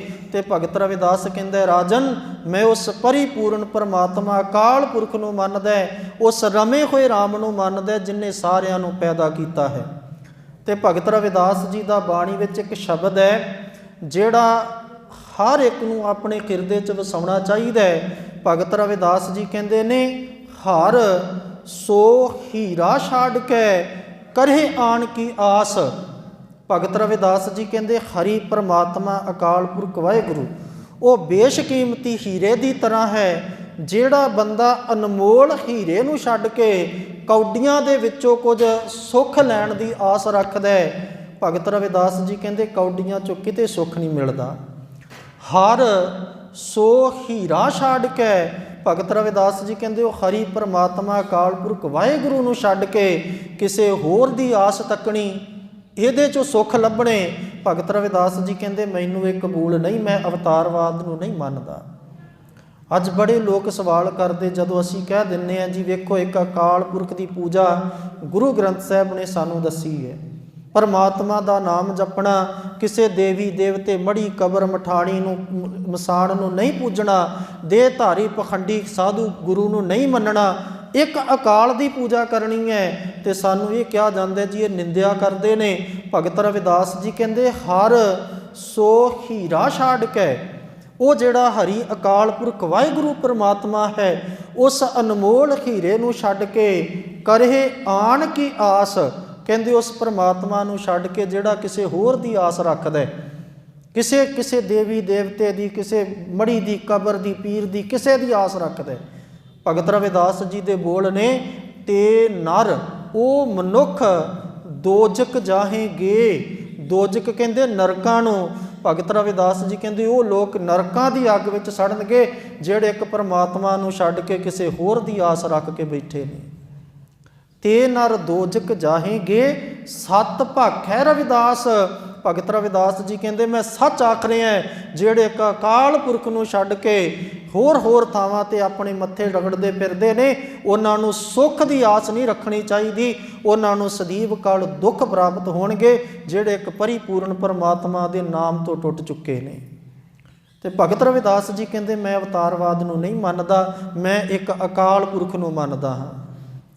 ਦੂਸਰੀ ਗੱਲ, ਭਗਤ ਰਵਿਦਾਸ ਜੀ ਨੂੰ ਕਹਿੰਦੇ ਕਿ ਤੁਸੀਂ ਧਾਰਮਿਕ ਬ੍ਰਾਹਮਣਾਂ ਦੇ ਜਿਹੜੇ ਕਰਮ ਕਾਂਡ ਨੇ ਉਹਨਾਂ ਦਾ ਖੰਡਨ ਕਰਦੇ ਹੋ, ਤੁਸੀਂ ਕਰਮਾਂ ਕਾਂਡਾਂ ਨੂੰ ਨਹੀਂ ਮੰਨਦੇ। ਤੇ ਭਗਤ ਰਵਿਦਾਸ ਜੀ ਕਹਿੰਦੇ ਨੇ ਜਿਹੜੇ ਕਰਮ ਕਾਂਡ ਲੋਕਾਂ ਨੂੰ ਵਹਿਮਾਂ ਭਰਮਾਂ ਵਿੱਚ ਪਾਉਂਦੇ ਨੇ ਤੇ ਉਹਨਾਂ ਦਾ ਸਰੀਰਕ ਤੇ ਆਰਥਿਕ ਸ਼ੋਸ਼ਣ ਕਰਦੇ ਨੇ, ਮੈਂ ਉਹਨਾਂ ਕਰਮਾਂ ਕਾਂਡਾਂ ਨੂੰ ਪ੍ਰਵਾਨ ਨਹੀਂ ਕਰਦਾ, ਮੈਂ ਕਰਮ ਕਾਂਡੀ ਨਹੀਂ ਹਾਂ। ਮੈਂ ਇੱਕ ਕਰਮ ਨੂੰ ਮੰਨਦਾ ਕਿ ਆਪਣੀ ਧਰਮ ਦੀ ਕਿਰਤ ਕਰੋ, ਨਾਮ ਜਪੋ, ਪਰਮੇਸ਼ਰ ਦੇ ਨਾਮ ਨਾਲ ਜੁੜੋ ਤੇ ਉੱਚੀ ਸੁੱਚੀ ਧਰਮ ਦੀ ਕਿਰਤ ਕਰੋ, ਲੋੜਵੰਦ ਦੀ ਮਦਦ ਕਰੋ। ਭਗਤ ਰਵਿਦਾਸ ਜੀ ਕਹਿੰਦੇ ਮੈਂ ਤੇ ਇਹ ਕਰਮ ਮੰਨਦਾ, ਮੈਂ ਹੋਰ ਕਿਸੇ ਕਰਮ ਕਾਂਡ ਨੂੰ ਨਹੀਂ ਮੰਨਦਾ। ਰਾਜਾ ਨਿਰਤੁਰ ਹੋ ਗਿਆ। 2 ਸਵਾਲਾਂ ਦੇ ਉੱਤਰ ਮਿਲ ਗਏ। ਤੀਸਰਾ ਸਵਾਲ ਪੰਡਤਾਂ ਨੇ ਆਖਿਆ ਜੀ ਇਹ ਬੁੱਤ ਪ੍ਰਸਤੀ, ਬੁੱਤ ਪੂਜਾ ਤੋਂ ਮਨਾ ਕਰਦੇ ਨੇ, ਬੁੱਤ ਪੂਜਾ ਦਾ ਖੰਡਨ ਕਰਦੇ ਨੇ ਜਿਹੜੀ ਪੱਥਰਾਂ ਦੀ ਪੂਜਾ ਹੈ। ਭਗਤ ਰਵਿਦਾਸ ਜੀ ਕਹਿੰਦੇ ਬੇਸ਼ੱਕ ਮੈਂ ਪੱਥਰਾਂ ਦੀ ਪੂਜਾ ਨੂੰ ਨਹੀਂ ਮੰਨਦਾ। ਕਹਿੰਦੇ ਪੱਥਰ ਤੇ ਇੱਕ ਇਨਸਾਨ ਨੇ ਬਣਾਇਆ, ਪੱਥਰ ਭਗਵਾਨ ਕਿਵੇਂ ਹੋ ਸਕਦਾ? ਧੰਨ ਗੁਰੂ ਗ੍ਰੰਥ ਸਾਹਿਬ ਸੱਚੇ ਪਾਤਸ਼ਾਹ ਜੀ ਦੀ ਬਾਣੀ ਪੜ੍ਹੀਏ ਨਾ, ਕਬੀਰ ਸਾਹਿਬ ਕਹਿੰਦੇ ਨੇ ਕਿ ਪਾਖਾਨ ਘੜ ਕੇ ਮੂਰਤ ਕੀਨੀ ਦੇ ਕੇ ਛਾਤੀ ਪਾਉ। ਕਹਿੰਦੇ ਜਿਹੜਾ ਪੱਥਰ ਘੜਨ ਵਾਲਾ ਸੀ ਨਾ, ਮੂਰਤੀਆਂ ਘੜਨ ਵਾਲਾ, ਕਹਿੰਦੇ ਉਹਨੇ ਇੱਕ ਪੱਥਰ ਲਿਆਂਦਾ, ਉਸ ਪੱਥਰ ਦੇ ਉੱਪਰ ਬੈਠ ਕੇ ਉਹਨੇ ਥੌੜੀ ਤੇ ਛੈਣੀ ਦੇ ਨਾਲ ਉਸ ਪੱਥਰ ਨੂੰ ਘੜ ਘੜ ਕੇ ਉਹਦੇ 'ਚੋਂ ਇੱਕ ਮੂਰਤ ਤਿਆਰ ਕਰ ਦਿੱਤੀ। ਉਸ ਮੂਰਤ ਨੂੰ ਨਾਮ ਦਿੱਤਾ, ਕਿਸੇ ਨੂੰ ਆਖਿਆ ਇਹ ਰਾਮ ਦੀ ਮੂਰਤ ਹੈ, ਕਿਸੇ ਨੂੰ ਆਖਿਆ ਸ਼ਿਵ ਜੀ ਦੀ ਮੂਰਤ ਹੈ, ਕਿਸੇ ਨੂੰ ਆਖਿਆ ਇਹ ਹਨੂਮਾਨ ਦੀ ਮੂਰਤ ਹੈ, ਕਿਸੇ ਨੂੰ ਆਖਿਆ ਕ੍ਰਿਸ਼ਨ ਦੀ ਮੂਰਤ ਹੈ। ਨਾਮ ਵੀ ਘੜਨ ਵਾਲੇ ਨੇ ਆਪ ਦੇ ਦਿੱਤੇ, ਮੂਰਤ ਪੱਥਰ 'ਚੋਂ ਉਹਨੇ ਆਪ ਘੜੀ, ਨਾਮ ਵੀ ਆਪ ਦੇ ਦਿੱਤੇ। ਤੇ ਭਗਤ ਕਬੀਰ ਸਾਹਿਬ ਦਾ ਇੱਕ ਤਰਕ ਹੈ, ਕਹਿੰਦੇ ਆ ਦੁਨੀਆ ਦੇ ਲੋਕੋ, ਤੁਸੀਂ ਕਹਿੰਦੇ ਹੋ ਕਿ ਪੱਥਰ ਦੀ ਮੂਰਤੀ ਸਾਡੀ ਰੱਖਿਆ ਕਰੇਗੀ, ਪਰ ਮੇਰਾ ਸਵਾਲ ਇਹ ਹੈ ਕਿ ਜਿਸ ਮਨੁੱਖ ਨੇ ਇਸ ਮੂਰਤ ਦੀ ਛਾਤੀ 'ਤੇ ਪੈਰ ਰੱਖ ਕੇ ਇਹਨੂੰ ਘੜਿਆ ਸੀ, ਸਭ ਤੋਂ ਪਹਿਲਾ ਉਗਣ ਤੇ ਉਹਨੇ ਕੀਤਾ, ਪਹਿਲਾ ਪਾਪ ਤੇ ਉਹਨੇ ਕੀਤਾ, ਇਹਦੇ 'ਤੇ ਪੈਰ ਰੱਖਿਆ। ਸਭ ਤੋਂ ਪਹਿਲਾਂ ਉਸ ਮੂਰਤੀ ਘੜਨ ਵਾਲੇ ਨੂੰ ਇਹਨੂੰ ਨਾਸ਼ ਕਰ ਦੇਣਾ ਚਾਹੀਦਾ ਸੀ, ਜਿਹਨੇ ਇਹਦੀ ਛਾਤੀ 'ਤੇ ਪੈਰ ਰੱਖਿਆ ਹੈ। ਕਬੀਰ ਸਾਹਿਬ ਕਹਿੰਦੇ ਨੇ, ਪਾ ਖਾਨ ਗੱਡ ਕੇ ਮੂਰਤ ਕੀਨੀ, ਦੇ ਕੇ ਛਾਤੀ ਪਾਓ। ਜੇ ਇਹ ਮੂਰਤ ਸੱਚੀ ਹੈ, ਕਹਿੰਦੇ ਜੇ ਇਸ ਮੂਰਤ ਦੇ ਵਿੱਚ ਕੋਈ ਸ਼ਕਤੀ ਹੈ, ਇਹ ਮੂਰਤ ਸੱਚੀ ਹੈ, ਫਿਰ ਘੜਨ ਹਾਰੇ ਖਾਓ। ਕਹਿੰਦੇ ਪਹਿਲਾਂ ਉਸ ਘੜਨ ਵਾਲੇ ਨੂੰ ਕਿਉਂ ਨਹੀਂ ਖਾਂਦੀ ਜਿਹਨੇ ਇਹਦੀ ਛਾਤੀ 'ਤੇ ਪੈਰ ਰੱਖੇ ਨੇ। ਧੰਨ ਗੁਰੂ ਗ੍ਰੰਥ ਸਾਹਿਬ ਸੱਚੇ ਪਾਤਸ਼ਾਹ ਜੀ ਕਹਿੰਦੇ ਨੇ, ਭਾਈ ਏਕੈ ਪਾਥਰ ਧਰਿਐ ਪਾਓ, ਦੂਜੇ ਪਾਥਰ ਧਰਿਐ ਭਾਓ, ਜੇ ਉਹ ਦਿਓ ਤਾਂ ਉਹ ਭੀ ਦੇਵਾ। ਗੁਰੂ ਗ੍ਰੰਥ ਸਾਹਿਬ ਸੱਚੇ ਪਾਤਸ਼ਾਹ ਕਹਿੰਦੇ ਇੱਕ ਪੱਥਰ 'ਤੇ ਪੈਰ ਰੱਖਦੇ ਹੈ, ਦੂਸਰੇ ਪੱਥਰ ਅੱਗੇ ਮੱਥਾ ਟੇਕਦੇ ਹੈ। ਜੇ ਉਹ ਪੱਥਰ ਰੱਬ ਹੈ ਤੇ ਜਿਹਦੇ ਅੱਗੇ ਪੈਰ ਰੱਖਿਆ, ਜਿਹਦੇ 'ਤੇ, ਉਹ ਵੀ ਤੇ ਰੱਬ ਹੀ ਹੈ ਨਾ। ਇਸ ਕਰਕੇ ਗੁਰੂ ਗ੍ਰੰਥ ਸਾਹਿਬ ਸੱਚੇ ਪਾਤਸ਼ਾਹ ਕਹਿੰਦੇ ਜੇ ਇਹ ਪੱਥਰ ਦੀ ਮੂਰਤ ਰੱਬ ਹੈ ਤੇ ਫਿਰ ਪਰਮਾਤਮਾ ਨੂੰ ਰੱਬ ਨਹੀਂ ਮੰਨਣਾ ਚਾਹੀਦਾ। ਰਹੋ ਵਿਚਾਰ। ਧੰਨ ਗੁਰੂ ਗ੍ਰੰਥ ਸਾਹਿਬ ਸੱਚੇ ਪਾਤਸ਼ਾਹ ਸਤਿਗੁਰੂ ਜੀ ਨੇ ਬਾਣੀ ਦੇ ਵਿੱਚ ਸਾਨੂੰ ਬਹੁਤ ਵਾਰ ਇੱਕ ਬਚਨ ਸਮਝਾਇਆ ਕਿ ਸਿੱਖਾਂ ਤੋਂ ਮੂਰਤੀ ਪੂਜਕ ਨਹੀਂ ਹੈ, ਪੂਜਾ ਅਕਾਲ ਕੀ ਕਰ, ਅਕਾਲ ਪੁਰਖ ਦੀ ਪੂਜਾ ਕਰ। ਪਰ ਬੜੇ ਅਫਸੋਸ ਨਾਲ ਬੇਨਤੀ ਕਰਾਂ, ਭਗਤ ਰਵਿਦਾਸ ਜੀ ਵਰਗੇ ਕ੍ਰਾਂਤੀਕਾਰੀ ਭਗਤ, ਭਗਤ ਕਬੀਰ ਸਾਹਿਬ ਵਰਗੇ, ਭਗਤ ਨਾਮਦੇਵ ਵਰਗੇ, ਧੰਨ ਗੁਰੂ ਨਾਨਕ ਦੇਵ ਸੱਚੇ ਪਾਤਸ਼ਾਹ, ਗੁਰੂ ਗੋਬਿੰਦ ਸਿੰਘ ਸੱਚੇ ਪਾਤਸ਼ਾਹ ਜੀ ਤੱਕ 10 ਗੁਰੂ ਸਾਹਿਬਾਨ, ਸਤਿਗੁਰਾਂ ਨੇ ਤੇ ਭਗਤ ਸਾਹਿਬਾਨ ਨੇ ਸਾਰੀ ਜ਼ਿੰਦਗੀ ਇੱਕ ਗੱਲ ਦਾ ਪ੍ਰਚਾਰ ਬੜੇ ਜ਼ੋਰ ਦੇ ਨਾਲ ਕੀਤਾ, ਉਹ ਲੋਕੋ ਅਕਾਲ ਪੁਰਖ ਵਾਹਿਗੁਰੂ ਸੰਸਾਰ ਦੇ ਕਣ ਕਣ ਵਿੱਚ ਰਮਿਆ, ਉਸ ਰਮੇ ਹੋਏ ਪਰਮਾਤਮਾ ਦੀ ਪੂਜਾ ਕਰੋ, ਨਾ ਕਿ ਉਹਦੀ ਕਿਰਤ ਦੀ, ਪੱਥਰਾਂ ਦੀ, ਨਾ ਕਿ ਦਰਖਤਾਂ ਦੀ ਪੂਜਾ ਕਰਨੀ ਹੈ। ਪਰ ਹੈਰਾਨੀ ਦੀ ਗੱਲ ਇਹ ਹੈ, ਭਗਤ ਰਵਿਦਾਸ ਜੀ ਵਰਗਾ ਮਹਾਨ ਮਹਾਂਪੁਰਖ ਸਾਰੀ ਜ਼ਿੰਦਗੀ ਪੱਥਰ ਪੂਜਾ ਤੋਂ ਮਨਾ ਕਰਦਾ ਰਿਹਾ, ਅੱਜ ਉਹਦੇ ਹੀ ਨਾਮ 'ਤੇ ਬਣੇ ਮੰਦਰਾਂ ਦੇ ਵਿੱਚ ਉਹਦੀਆਂ ਮੂਰਤੀਆਂ ਸਥਾਪਿਤ ਕੀਤੀਆਂ ਹੋਈਆਂ। ਧੰਨ ਗੁਰੂ ਨਾਨਕ ਦੇਵ ਸੱਚੇ ਪਾਤਸ਼ਾਹ ਸਤਿਗੁਰੂ ਕਹਿੰਦੇ, ਥਾਪਿਆ ਨਾ ਜਾਏ, ਕੀਤਾ ਨਾ ਹੋਏ, ਆਪੇ ਆਪ ਨਿਰੰਜਨ ਸੋਏ। ਉਸ ਪਰਮਾਤਮਾ ਨੂੰ ਥਾਪਿਆ ਨਹੀਂ ਜਾ ਸਕਦਾ, ਸਤਿਗੁਰੂ ਕਹਿੰਦੇ ਬਣਾਇਆ ਨਹੀਂ ਜਾ ਸਕਦਾ, ਉਹ ਆਪਣੇ ਆਪ ਤੋਂ ਪਰਮਾਤਮਾ ਪ੍ਰਕਾਸ਼ਮਾਨ ਹੈ। ਅੱਜ ਸਿੱਖਾਂ ਦੇ ਘਰਾਂ ਵਿੱਚ ਵੇਖੋ ਤੇ ਸਤਿਗੁਰੂ ਗੁਰੂ ਨਾਨਕ ਦੇਵ ਸੱਚੇ ਪਾਤਸ਼ਾਹ ਜੀ ਦੀਆਂ ਪੱਥਰਾਂ ਦੀਆਂ ਮੂਰਤੀਆਂ ਲਿਆਉਂਦੇ ਨੇ, ਇੱਕ ਛੋਟੀ ਜੀ ਜਗ੍ਹਾ ਘਰ ਦੇ ਵਿੱਚ ਕਮਰੇ 'ਚ ਬਣਾ ਕੇ ਤੇ ਉਹਦੇ ਵਿੱਚ ਉਹ ਮੂਰਤ ਟਿਕਾਈ ਹੋਈ ਹੈ। ਜਿਹੜਾ ਗੁਰੂ ਕਹਿ ਰਿਹਾ ਪਰਮਾਤਮਾ ਥਾਪਿਆ ਨਾ ਜਾਏ, ਉਸੇ ਗੁਰੂ ਨਾਨਕ ਦੀ ਮੂਰਤ ਥਾਪ ਕੇ ਕਹਿੰਦੇ ਗੁਰੂ ਨਾਨਕ ਸਾਹਿਬ ਹੈ।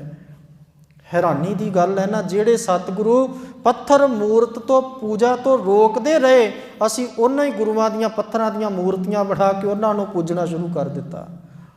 ਤੇ ਗੁਰੂ ਗੋਬਿੰਦ ਸਿੰਘ ਸੱਚੇ ਪਾਤਸ਼ਾਹ, ਗੁਰੂ ਨਾਨਕ ਸਾਹਿਬ ਸੱਚੇ ਪਾਤਸ਼ਾਹ ਜਦੋਂ ਆਪਣੇ ਸਿੱਖਾਂ ਦੇ ਇਹ ਕਰਮ ਵੇਖਦੇ ਹੋਣਗੇ ਕਿ ਮੈਂ ਤੇ ਸਾਰੀ ਜ਼ਿੰਦਗੀ ਇਹਨਾਂ ਨੂੰ ਅਕਾਲ ਪੁਰਖ ਦੇ ਨਾਮ ਨਾਲ ਜੁੜਨ ਦਾ ਉਪਦੇਸ਼ ਦਿੰਦਾ ਰਿਹਾ, ਜਿਹੜਾ ਇੱਕ ਓੰਕਾਰ ਹੈ, ਜਿਹੜਾ ਸਤਨਾਮ ਹੈ, ਜਿਹੜਾ ਕਰਤਾ ਹੈ, ਪੁਰਖ ਹੈ, ਨਿਰਭਉ ਨਿਰਵੈਰ ਹੈ, ਜਿਹੜਾ ਅਕਾਲ ਹੈ, ਜਿਹਦੇ 'ਤੇ ਸਮੇਂ ਦਾ, ਮੌਤ ਦਾ ਪ੍ਰਭਾਵ ਹੀ ਨਹੀਂ, ਅਕਾਲ ਮੂਰਤ ਹੈ ਜਿਹੜਾ, ਉਹਦੀ ਪੱਥਰ ਦੀ ਮੂਰਤ ਬਣਾ ਕੇ ਪੂਜੀ ਜਾਂਦੇ ਨੇ। ਤੇ ਗੁਰੂ ਨਾਨਕ ਸਾਹਿਬ ਬੜੇ ਅਫਸੋਸ ਨਾਲ ਸੋਚਦੇ ਹੋਣਗੇ ਕਿ ਮੈਂ ਇਹਨਾਂ ਨੂੰ ਕਿਹੜੇ ਰਾਹ ਪਾ ਕੇ ਗਿਆ, ਇਹ ਕਿਹੜੇ ਰਾਹ ਪੈ ਗਏ ਨੇ। ਸਾਨੂੰ ਜੋੜਿਆ ਸ਼ਬਦ ਦੇ ਨਾਲ, ਗੁਰੂ ਨੂੰ ਲੱਭਣਾ। ਤੇ ਗੁਰੂ ਗੋਬਿੰਦ ਸਿੰਘ ਸੱਚੇ ਪਾਤਸ਼ਾਹ ਜੀ ਦੇ ਵਿਦਵਾਨਾਂ ਨੇ ਇਤਿਹਾਸਕ ਵਚਨ ਲਿਖੇ ਨੇ ਕਿ ਨੰਦੇੜ ਦੀ ਧਰਤੀ 'ਤੇ ਸਤਿਗੁਰੂ ਕਹਿ ਰਹੇ ਸੀ, ਆਗਿਆ ਭਈ ਅਕਾਲ ਕੀ ਤਬੀ ਚਲਾਇਓ ਪੰਥ, ਸਭ ਸਿੱਖਣ ਕੋ ਹੁਕਮ ਹੈ, ਗੁਰੂ ਮਾਨਿਓ ਗ੍ਰੰਥ। ਗੁਰੂ ਗ੍ਰੰਥ ਜੀ ਮਾਨਿਓ, ਪ੍ਰਗਟ ਗੁਰਾਂ ਕੀ ਦੇਹ, ਜੋ ਪ੍ਰਭ ਕੋ ਮਿਲ ਬੋਚ ਹੈ। ਜਾਂ ਕਈ ਵਿਦਵਾਨਾਂ ਨੇ ਲਿਖਿਆ, ਜੋ ਮੋਹ ਕੋ ਮਿਲ ਬੋਚ ਹੈ, खोज शब्द मैं ले कि ਜਿਹੜੇ ਮੈਨੂੰ ਜਾਂ ਰੱਬ ਨੂੰ ਮਿਲਣਾ ਚਾਹੁੰਦੇ ਨੇ ਉਹ ਗੁਰੂ ਗ੍ਰੰਥ ਸਾਹਿਬ ਦੀ ਬਾਣੀ ਦੇ ਵਿੱਚੋਂ ਲੱਭਿਓ, ਸ਼ਬਦ ਦੀ ਖੋਜ ਕਰਿਓ, ਰੱਬ ਗੁਰੂ ਮਿਲੇਗਾ। ਤੇ ਅੱਜ ਮੈਂ ਹੈਰਾਨ ਹੋ ਜਾਂਦਾ ਜਦੋਂ 9ਵੀਂ ਪਾਤਸ਼ਾਹੀ ਆਪਾਂ ਜਾਂਦੇ ਆ ਨਾ, ਧੰਨ ਗੁਰੂ ਗ੍ਰੰਥ ਸਾਹਿਬ ਸੱਚੇ ਪਾਤਸ਼ਾਹ ਜੀ ਦੇ ਸਨਮੁਖ ਨਮਸਕਾਰ ਕਰੀਦੀ ਹੈ ਤੇ ਸਤਿਗੁਰੂ ਜੀ ਦੀ ਪਰਿਕਰਮਾ ਕਰਕੇ ਜਦੋਂ ਪਿਛਲੇ ਪਾਸਿਓਂ ਸਾਹਮਣੇ ਵੇਖੀਦਾ ਤੇ ਇੱਕ ਪੱਥਰ ਹੈ, ਉਹ ਪੱਥਰ 2 ਪੱਥਰ ਜੋੜ ਕੇ ਜਿਹੜਾ ਉਹਨਾਂ ਨੇ ਆਪਣੇ ਵੱਲੋਂ ਕਾਰੀਗਰਾਂ ਨੇ ਉਹਨਾਂ ਨੂੰ ਲਾਇਆ ਹੋਇਆ ਤੇ ਉਹ ਇੰਜ ਲੱਗਦਾ ਜਿਵੇਂ ਇੱਕ ਮੂਰਤ ਬਣੀ ਹੈ।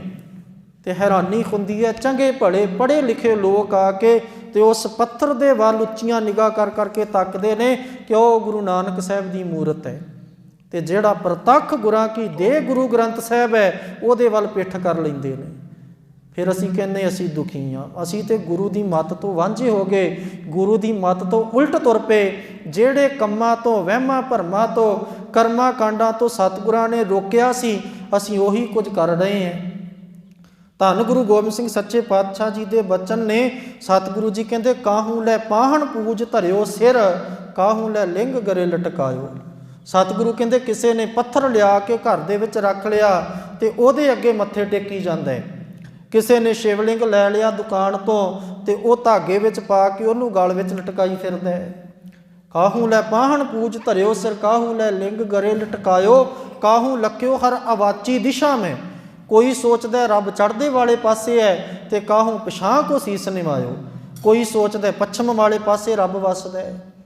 ਧੰਨ ਗੁਰੂ ਗੋਬਿੰਦ ਸਿੰਘ ਸੱਚੇ ਪਾਤਸ਼ਾਹ ਜੀ ਕਹਿੰਦੇ ਨੇ ਕਾਹੂ ਲਖਿਓ ਹਰ ਅਵਾਚੀ ਦਿਸ਼ਾ ਮੈਂ, ਕਾਹੂ ਪਿਛਾਂ ਕੋ ਸੀਸ ਨਿਵਾਇਓ, ਕਉ ਬੁਤਾਨ ਕੋ ਪੂਜਤ ਹੈ ਪਸ। ਸਤਿਗੁਰੂ ਕਹਿੰਦੇ ਕਈ ਪਸ਼ੂ ਬਿਰਤੀ ਲੋਕ ਬੁੱਤਾਂ ਦੀ ਪੂਜਾ ਕਰੀ ਜਾਂਦੇ ਨੇ, ਮੂਰਤੀਆਂ ਦੀ ਪੂਜਾ ਕਰੀ ਜਾਂਦੇ ਨੇ।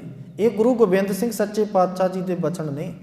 ਧੰਨ ਗੁਰੂ ਗ੍ਰੰਥ ਸਾਹਿਬ ਸੱਚੇ ਪਾਤਸ਼ਾਹ ਜੀ ਦੀ ਬਾਣੀ ਪੜ੍ਹੋ, ਬਾਰ-ਬਾਰ ਸਤਿਗੁਰੂ ਜੀ ਇੱਕ ਗੱਲ ਕਹਿ ਰਹੇ ਨੇ, ਭਾਈ ਪੱਥਰਾਂ ਦੀ ਪੂਜਾ ਨਾ ਕਰ, ਮੂਰਤੀਆਂ ਦੀ ਪੂਜਾ ਨਾ ਕਰ, ਕਿਰਤ ਦੀ ਪੂਜਾ ਨਾ ਕਰ, ਕਰਤੇ ਦੀ ਪੂਜਾ ਕਰ ਜਿਨਨੇ ਤੈਨੂੰ ਪੈਦਾ ਕੀਤਾ, ਅਕਾਲ ਪੁਰਖ ਵਾਹਿਗੁਰੂ ਦੇ ਨਾਮ ਨਾਲ ਜੁੜ।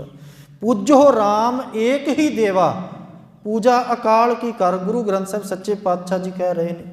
ਧੰਨ ਗੁਰੂ ਗੋਬਿੰਦ ਸਿੰਘ ਸੱਚੇ ਪਾਤਸ਼ਾਹ ਕਹਿੰਦੇ ਨੇ ਕੋ ਬੁਤਾਨ ਕੋ ਪੂਜਤ ਹੈ ਪਸ, ਕੋ ਮਿਰਤਾਨ ਕੋ ਪੂਜਣ ਧਾਇਓ। ਕਈ ਮੜੀਆਂ ਨੂੰ ਹੀ ਪੂਜੀ ਜਾ ਰਹੇ ਨੇ ਕਿ ਬਸ ਇੱਥੋਂ ਹੀ ਮੜੀਆਂ 'ਚ ਹੀ ਸਭ ਕੁਝ ਮਿਲ ਜਾਣਾ, ਕਬਰਾਂ ਨੂੰ ਪੂਜਦੇ ਨੇ। ਗੁਰੂ ਗੋਬਿੰਦ ਸਿੰਘ ਸੱਚੇ ਪਾਤਸ਼ਾਹ ਕਹਿੰਦੇ ਨੇ ਕੂਰ ਕਿਰਿਆ ਉਰਜਿਓ ਸਭ ਹੀ ਜਗ, ਸਾਰਾ ਸੰਸਾਰ ਝੂਠੀ ਕਿਰਿਆ ਦੇ ਵਿੱਚ ਉਰਜ ਕੇ ਰਹਿ ਗਿਆ। ਸਤਿਗੁਰੂ ਕਹਿੰਦੇ ਸ਼੍ਰੀ ਭਗਵਾਨ ਕੋ ਭੇਦ ਨਾ ਪਾਇਓ, ਕਿਸੇ ਨੇ ਉਸ ਅਕਾਲ ਪੁਰਖ ਵਾਹਿਗੁਰੂ ਦਾ ਭੇਦ ਨਹੀਂ ਪਾਇਆ, ਉਸ ਪਰਮਾਤਮਾ ਨੂੰ ਕਿਸੇ ਨੇ ਲੱਭਣ ਦਾ ਯਤਨ ਹੀ ਨਹੀਂ ਕੀਤਾ ਕਿ ਉਹ ਪਰਮਾਤਮਾ ਅਸਲ ਵਿੱਚ ਕਣ ਕਣ ਦੇ ਵਿੱਚ ਵਸਿਆ ਸੀ ਤੇ ਉਸ ਪਰਮਾਤਮਾ ਨੂੰ ਆਪਣੇ ਹਿਰਦੇ ਦੇ ਵਿੱਚੋਂ ਲੱਭਣਾ ਸੀ। ਅਸੀਂ ਪੱਥਰਾਂ ਦੀਆਂ ਮੂਰਤੀਆਂ ਵਿੱਚੋਂ ਲੱਭਦੇ ਫਿਰਦੇ ਹਾਂ।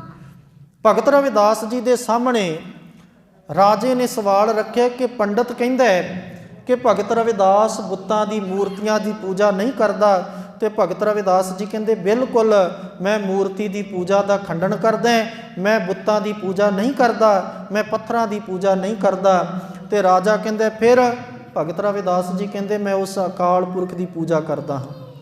ਪੰਡਤ ਕਹਿੰਦੇ ਅਸੀਂ ਰੱਬ ਮੰਨਦੇ ਹਾਂ ਪੱਥਰ ਦੀ ਮੂਰਤ ਨੂੰ, ਤੇ ਭਗਤ ਰਵਿਦਾਸ ਜੀ ਕਹਿੰਦੇ ਫਿਰ ਇੱਕ ਕੰਮ ਕਰੋ, ਜੇ ਤੁਸੀਂ ਇਹਨੂੰ ਰੱਬ ਮੰਨਦੇ ਹੋ, ਮੈਂ ਪੱਥਰ ਦੀ ਮੂਰਤ ਆਪਣੀ ਗੋਦ ਵਿੱਚ ਲੈ ਕੇ ਬੈਠਦਾ, ਤੁਸੀਂ ਆਪਣੇ ਜਿੰਨੇ ਤੰਤਰ ਮੰਤਰ ਨੇ, ਆਪਣਾ ਗਾਇਤਰੀ ਮੰਤਰ ਜੋ ਕੁਝ ਹੈ ਤੁਸੀਂ ਪੜ੍ਹੋ, ਤੇ ਜੇ ਪੱਥਰ ਦੀ ਮੂਰਤ ਮੇਰੀ ਗੋਦ ਵਿੱਚੋਂ ਉੱਠ ਕੇ ਉੱਡ ਕੇ ਤੁਹਾਡੇ ਕੋਲ ਆ ਜਾਏ ਤੇ ਮੈਂ ਵੀ ਪੱਥਰ ਦੀ ਮੂਰਤੀ ਪੂਜਣ ਲੱਗ ਜਾਵਾਂਗਾ, ਤੁਹਾਡੀ ਜਿੱਤ ਹੋਏਗੀ, ਮੈਂ ਹਾਰ ਜਾਵਾਂਗਾ।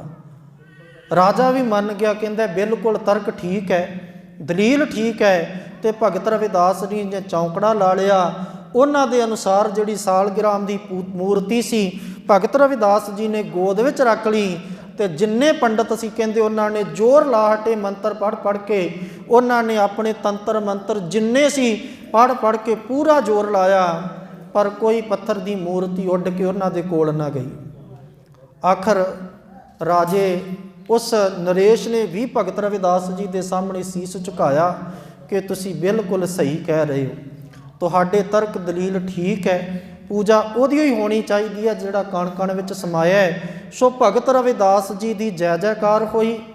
ਭਗਤ ਰਵਿਦਾਸ ਜੀ ਦੇ ਸਾਰਿਆਂ ਨੇ ਚਰਨਾਂ ਤੇ ਸੀਸ ਝੁਕਾਇਆ ਤੇ ਭਗਤ ਰਵਿਦਾਸ ਜੀ ਕਹਿਣ ਲੱਗੇ, ਪ੍ਰਮਾਤਮਾ ਇਹ ਮੇਰੀ ਕੋਈ ਮਿਹਨਤ, ਇਹ ਮੇਰੇ ਸਰੀਰ ਦੀ ਕੋਈ ਤਾਕਤ ਨਹੀਂ ਹੈ। ਅਸਲ ਵਿੱਚ ਜੇ ਅੱਜ ਪੰਡਤਾਂ ਦੇ ਪ੍ਰਧਾਨ ਮੁਖੀ ਬ੍ਰਾਹਮਣ ਪੰਡਤ ਮੇਰੇ ਸਾਹਮਣੇ ਮੱਥੇ ਟੇਕਦੇ ਪਏ ਨੇ ਤੇ ਇਹਦਾ ਇੱਕੋ ਕਾਰਨ ਹੈ ਕਿ ਰਵਿਦਾਸ ਤੇਰੇ ਪ੍ਰਮਾਤਮਾ ਤੇਰੇ ਨਾਮ ਦੇ ਨਾਲ ਜੁੜ ਗਿਆ ਹੈ। ਅਬ ਵਿਪਰ ਪ੍ਰਧਾਨ ਤੇ ਕਰੇ ਡੰਡੌਤ, ਤੇਰਾ ਨਾਮ ਸ਼ਰਨਾਏ। ਰਵਿਦਾਸ ਦਾਸਾ, ਹੁਣ ਰਵਿਦਾਸ ਤੇਰੇ ਦਾਸਾਂ ਦੇ ਚਰਨਾਂ ਦੀ ਧੂੜ ਬਣ ਗਿਆ, ਤੇਰੇ ਨਾਮ ਦੀ ਸ਼ਰਨ ਵਿੱਚ ਆ ਗਿਆ। ਪਰਮਾਤਮਾ ਇਸ ਕਰਕੇ ਅੱਜ ਰਵਿਦਾਸ ਦੇ ਚਰਨਾਂ ਤੇ ਪ੍ਰਧਾਨ ਬ੍ਰਾਹਮਣ ਝੁਕ ਗਏ ਨੇ। ਤੇ ਉਸ ਦਿਨ ਭਗਤ ਰਵਿਦਾਸ ਜੀ ਨੂੰ ਕਹਿੰਦੇ ਪਾਲਕੀ ਦੇ ਵਿੱਚ ਬਿਠਾਇਆ ਗਿਆ। 4 ਬ੍ਰਾਹਮਣਾਂ ਨੇ ਪਾਲਕੀ ਚੁੱਕੀ, ਉੱਪਰ ਛਤਰ ਝੁੱਲਦਾ ਪਿਆ ਤੇ ਬ੍ਰਾਹਮਣ ਭਗਤ ਰਵਿਦਾਸ ਦੀ ਲੋਕ ਜੈ ਜੈਕਾਰ ਪਏ ਕਰਦੇ ਨੇ, ਛਤਰ ਝੂਲਦੇ ਪਏ ਨੇ, ਚੌਰ ਝੁੱਲਦੇ ਪਏ ਨੇ ਤੇ ਭਗਤ ਰਵਿਦਾਸ ਦੇ ਨੇਤਰ ਭਰੇ ਹੋਏ ਨੇ। ਇੱਕ ਬੇਨਤੀ ਕਰ ਰਹੇ ਸੀ, ਪਰਮਾਤਮਾ ਐਸੀ ਲਾਲ ਤੁਝ ਬਿਨ ਕੌਣ ਕਰੇ, ਗਰੀਬ ਨਿਮਾਜ ਗੁਸਈਆ ਮੇਰਾ ਮਾਥੈ ਛਤਰ ਧਰੇ। ਪਰਮਾਤਮਾ ਮੇਰੀ ਕੀ ਔਕਾਤ ਸੀ ਕਿ ਮੇਰੇ ਸਿਰ ਤੇ ਛਤਰ ਝੁੱਲਦੇ, ਇਹ ਪੰਡਤ ਮੇਰੇ ਚਰਨਾਂ ਤੇ ਨਮਸਕਾਰਾਂ ਕਰਦੇ, ਇਹ ਕੇਵਲ ਤੇਰੀ ਬਖਸ਼ਿਸ਼ ਤੇਰੀ ਕਿਰਪਾ ਦਾ ਸਦਕਾ ਹੈ। ਐਸੀ ਲਾਲ ਤੁਝ ਬਿਨ ਕੌਣ ਕਰੇ, ਗਰੀਬ ਨਿਮਾਜ ਗੁਸਈਆ ਮੇਰਾ ਮਾਥੈ ਛਤਰ ਧਰੇ, ਜਾਂ ਕੀ ਛੋਤ ਜਗਤ ਕੋ ਲਾਗੈ।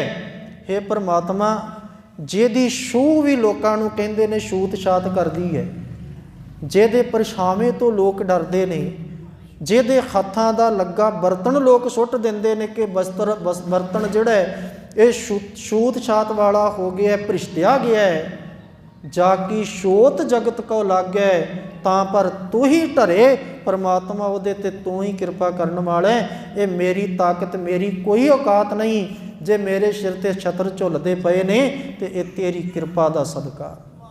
ਜਾ ਕੀ ਛੋਤ ਜਗਤ ਕੋ ਲਾਗੈ, ਤਾਂ ਪਰ ਤੂੰ ਹੀ ਧਰੈ, ਨੀਚ ਹੈ ਊਚ ਕਰੇ ਮੇਰਾ ਗੋਬਿੰਦ। ਭਗਤ ਰਵਿਦਾਸ ਜੀ ਕਹਿੰਦੇ ਅੱਜ ਮੈਨੂੰ ਨੀਚ ਨੂੰ ਜੇ ਉੱਚਾ ਕੀਤਾ, ਜੇ ਅੱਜ ਮੈਨੂੰ ਪਾਲਕੀ 'ਚ ਬਿਠਾਇਆ, ਮੇਰੇ ਸਿਰ ਤੇ ਛਤਰ ਪੇ ਝੁੱਲਦੇ ਨੇ ਤੇ ਪਰਮਾਤਮਾ ਇਹ ਤੇਰੀ ਕਿਰਪਾ। ਨੀਚ ਹੈ ਊਚ ਕਰੇ ਮੇਰਾ ਗੋਬਿੰਦ, ਕਾਹੂ ਤੇ ਨਾ ਡਰੇ। ਤੇ ਭਗਤ ਰਵਿਦਾਸ ਜੀ ਕਹਿੰਦੇ, ਕਬੀਰ ਰਵਿਦਾਸ ਜੀ ਭਗਤ ਸਾਹਿਬ ਕਹਿੰਦੇ ਨੇ, ਨਾਮਦੇਵ ਕਬੀਰ ਤਿਲੋਚਨ ਸਦਨਾ ਸੈਣ ਤਰੇ। ਹੇ ਪਰਮਾਤਮਾ ਮੈਂ ਤੇਰੇ ਤੋਂ ਕੁਰਬਾਨ ਆ। ਵੇਖ ਤੇਰੇ ਨਾਮ ਜਪਣ ਵਾਲੇ ਨਾਮਦੇਵ ਜੀ, ਜਿਨ੍ਹਾਂ ਨੂੰ ਲੋਕ ਸ਼ੂਦਰ ਕਹਿੰਦੇ ਸੀ, ਅਖੌਤੀ ਜਾਤ ਉਹਨਾਂ ਦੀ ਸ਼ੀਂਬਾ ਹੈ, ਤੇ ਪਰਮਾਤਮਾ ਉਹਨੇ ਤੇਰੇ ਨਾਮ ਨੂੰ ਜਪਿਆ, ਤਰ ਗਏ ਨੇ। ਕਬੀਰ ਸਾਹਿਬ ਦੀ ਅਖੌਤੀ ਜਾਤ ਜੁਲਾਹਾ ਸੀ, ਪਰ ਪਰਮਾਤਮਾ ਜੀ ਉਹਨੇ ਤੇਰੇ ਨਾਮ ਨੂੰ ਜਪਿਆ ਤੇ ਤਰ ਗਏ ਨੇ। ਨਾਮਦੇਵ ਕਬੀਰ ਤਿਲੋਚਨ ਸਦਨਾ ਜੀ ਦੀ ਅਖੌਤੀ ਜਾਤ ਹੈ, ਕਸਾਈ, ਤੇ ਭਗਤ ਰਵਿਦਾਸ ਜੀ ਕਹਿੰਦੇ ਉਹ ਵੀ ਤਰ ਗਏ ਨੇ। ਸੈਣ ਭਗਤ ਜੀ ਦੀ ਅਖੌਤੀ ਜਾਤ ਹੈ, ਨਾਈ, ਲੋਕਾਂ ਦੀ ਮੁੱਠੀ ਚਾਪੀ ਕਰਦੇ, ਮਾਲਸ਼ਾਂ ਕਰਦੇ ਨੇ, ਲੋਕਾਂ ਦੇ ਨਹੁੰ ਕੱਟਦੇ ਨੇ, ਲੋਕਾਂ ਦੀ ਸਾਫ਼ ਸਫਾਈ ਦਾ ਜਿਹੜਾ ਉਹ ਕਰਮ ਕਰਦੇ ਨੇ, ਪਰ ਪਰਮਾਤਮਾ ਦੇ ਨਾਮ ਨੂੰ ਜਪਿਆ ਤੇ ਉਹ ਵੀ ਤਰ ਗਏ। ਧੰਨ ਗੁਰੂ ਅਰਜਨ ਦੇਵ ਸੱਚੇ ਪਾਤਸ਼ਾਹ ਜੀ ਦੇ ਬਚਨ ਨੇ। ਸਤਿਗੁਰੂ ਜੀ ਕਹਿੰਦੇ ਨੇ, ਗੋਬਿੰਦ ਗੋਬਿੰਦ ਗੋਬਿੰਦ ਸੰਗ ਨਾਮ ਦਿਓ ਮਨ ਲੀਣਾ। ਜਦੋਂ ਪਰਮਾਤਮਾ ਦੇ ਗੋਬਿੰਦ ਦੇ ਨਾਮ ਵਿੱਚ ਨਾਮਦੇਵ ਲੀਨ ਹੋਇਆ ਤੇ ਆੜ ਦਾਮ ਕੋ ਛਿਪਰੋ ਹੋਇਓ ਲਾਖੀਣਾ। ਧੰਨ ਗੁਰੂ ਅਰਜਨ ਦੇਵ ਸੱਚੇ ਪਾਤਸ਼ਾਹ ਕਹਿੰਦੇ ਅੱਧੀ ਕੌਡੀ ਦਾ ਜਿਹੜਾ ਸ਼ੀਂਬਾ ਸੀ, ਜਿਹਨੂੰ ਲੋਕ ਨਫ਼ਰਤ ਦੀ ਨਿਗਾਹ ਨਾਲ ਵੇਖਦੇ ਸੀ, ਸਤਿਗੁਰੂ ਕਹਿੰਦੇ ਲੱਖਾਂ ਦਾ ਹੋ ਗਿਆ। ਭਾਵ ਅੱਜ ਉਹਦਾ ਕਿੰਨਾ ਮੁੱਲ ਹੈ ਕਿ ਸੰਸਾਰ ਉਹਦੇ ਚਰਨਾਂ ਤੇ ਮੱਥੇ ਪਿਆ ਟੇਕਦਾ ਹੈ। ਗੋਬਿੰਦ ਗੋਬਿੰਦ ਗੋਬਿੰਦ ਸੰਗ ਨਾਮ ਦਿਓ ਮਨ ਲੀਣਾ, ਆੜ ਦਾਮ ਕੋ ਛਿਪਰੋ ਹੋਇਓ ਲਾਖੀਣਾ। ਭਗਤ ਗੁਰੂ ਅਰਜਨ ਦੇਵ ਸੱਚੇ ਪਾਤਸ਼ਾਹ ਜੀ ਕਹਿੰਦੇ ਨੇ ਕਿ ਬੁਣਨਾ ਤਣਨਾ ਤਿਆਗ ਕੇ ਪ੍ਰੀਤ ਚਰਨ ਕਬੀਰਾ। ਭਗਤ ਕਬੀਰ ਸਾਹਿਬ ਜਿਨ੍ਹਾਂ ਨੇ ਜਿਹੜਾ ਬੁਣਨਾ ਤਣਨਾ ਤਿਆਗਿਆ, ਭਾਵ ਆਪਣੇ ਮਨ ਦੇ ਜਿਹੜੇ ਫੁਰਨੇ ਸੀ, ਉੱਚੇ ਨੀਵੇਂ ਫੁਰਨੇ ਤਿਆਗ ਕੇ ਪਰਮਾਤਮਾ ਦੇ ਚਰਨਾਂ ਨਾਲ ਪ੍ਰੀਤ ਪਾਈ।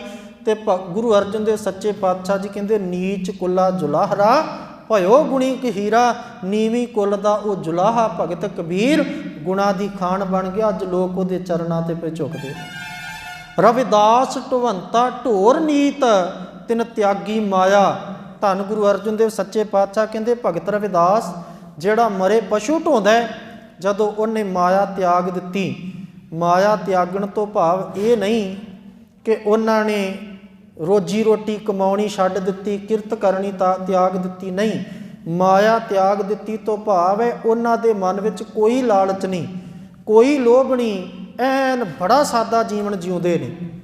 ਤੇ ਇੱਕ ਦਿਨ ਇੱਕ ਸਾਖੀ ਲਿਖੀ ਹੈ ਭਗਤ ਰਵਿਦਾਸ ਜੀ ਦੇ ਜੀਵਨ ਦੀ ਵਿਦਵਾਨਾਂ ਨੇ ਕਿ ਭਗਤ ਰਵਿਦਾਸ ਰਸਤੇ ਵਿੱਚ ਬੈਠੇ ਜੁੱਤੀਆਂ ਗੰਢਦੇ ਨੇ ਤੇ ਜੁੱਤੀਆਂ ਕਿੰਨੀਆਂ ਕੁ ਟੁੱਟਦੀਆਂ ਲੋਕਾਂ ਦੀਆਂ, ਤੇ ਕਿੰਨਾ ਕੁ ਰੋਜ਼ ਲੋਕ ਜੁੱਤੀਆਂ ਖਰੀਦਦੇ ਨੇ। ਕਿਤੇ ਕਿਤੇ ਕੋਈ ਜੁੱਤੀ ਖਰੀਦਣ ਆ ਗਿਆ, ਕੋਈ ਗੰਢਾਉਣ ਆ ਗਿਆ, ਤੇ ਭਗਤ ਰਵਿਦਾਸ ਜੀ ਆਪਣਾ ਗੁਜ਼ਾਰਾ ਕਰਦੇ ਪਏ ਨੇ। ਟੁੱਟੀ ਜੀ ਛਪਰੀ ਹੈ, ਝੌਂਪੜੀ ਹੈ, ਜਿਹਦੇ ਵਿੱਚ ਉਹ ਆਪਣਾ ਪਰਿਵਾਰ ਪੇ ਪਾਲਦੇ ਨੇ।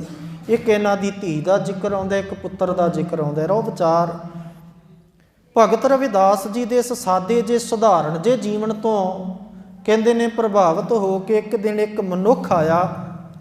ਉਹਨੇ ਪਾਰਸ ਦੀ ਇੱਕ ਗੀਟੀ, ਪਾਰਸ ਇੱਕ ਪੱਥਰ ਦਿੱਤਾ। ਭਗਤ ਰਵਿਦਾਸ ਜੀ ਨੂੰ ਕਹਿੰਦੇ ਨੇ ਕਿ ਆਹ ਪੱਥਰ ਲੈ ਲਓ, ਇਹ ਪਾਰਸ ਹੈ। ਜਦੋਂ ਇਹਨੂੰ ਲੋਹੇ ਨਾਲ ਸੁਹਾ ਦਈਏ ਤੇ ਇਹ ਪੱਥਰ ਜਿਹੜਾ ਹੈ ਇਹ ਲੋਹੇ ਨੂੰ ਵੀ ਸੋਨਾ ਬਣਾ ਦਿੰਦਾ ਹੈ। ਤੁਹਾਨੂੰ ਜੁੱਤੀਆਂ ਗੰਢ ਕੇ ਗੁਜ਼ਾਰਾ ਕਰਨ ਦੀ ਲੋੜ ਨਹੀਂ ਪਏਗੀ। ਇਸ ਪੱਥਰ ਦੇ ਨਾਲ ਜਿੰਨਾ ਮਰਜ਼ੀ ਸੋਨਾ ਬਣਾਓ ਤੇ ਆਪਣਾ ਘਰ ਪਰਿਵਾਰ ਖੁਸ਼ਹਾਲ ਕਰ ਲਓ, ਤੁਹਾਡੇ ਜੀਵਨ ਵਿੱਚ ਖੁਸ਼ੀਆਂ ਸੁੱਖ ਆ ਜਾਏਗਾ। ਤੇ ਭਗਤ ਰਵਿਦਾਸ ਜੀ ਕਹਿੰਦੇ ਇੱਥੇ ਰੱਖ ਦਿਓ। ਉਹ ਰੱਖ ਕੇ ਚਲੇ ਗਿਆ। ਤੇ ਕੁਝ ਦਿਨਾਂ ਬਾਅਦ ਜਦੋਂ ਉਹ ਮਨੁੱਖ ਵਾਪਸ ਆਇਆ ਤੇ ਕੀ ਵੇਖਦਾ ਕਿ ਭਗਤ ਰਵਿਦਾਸ ਅੱਜ ਵੀ ਉਸੇ ਰਸਤੇ ਤੇ ਬੈਠੇ ਜੁੱਤੀਆਂ ਪਏ ਗੰਢਦੇ ਨੇ। ਅੱਜ ਵੀ ਉਸੇ ਤਰ੍ਹਾਂ ਉਹਨਾਂ ਦੀ ਟੁੱਟੀ ਫੁੱਟੀ ਦੀ ਛਪਰੀ ਹੈ ਤੇ ਉਸੇ ਤਰ੍ਹਾਂ ਦਾ ਸਾਦਾ ਜਿਹਾ ਜੀਵਨ ਹੈ।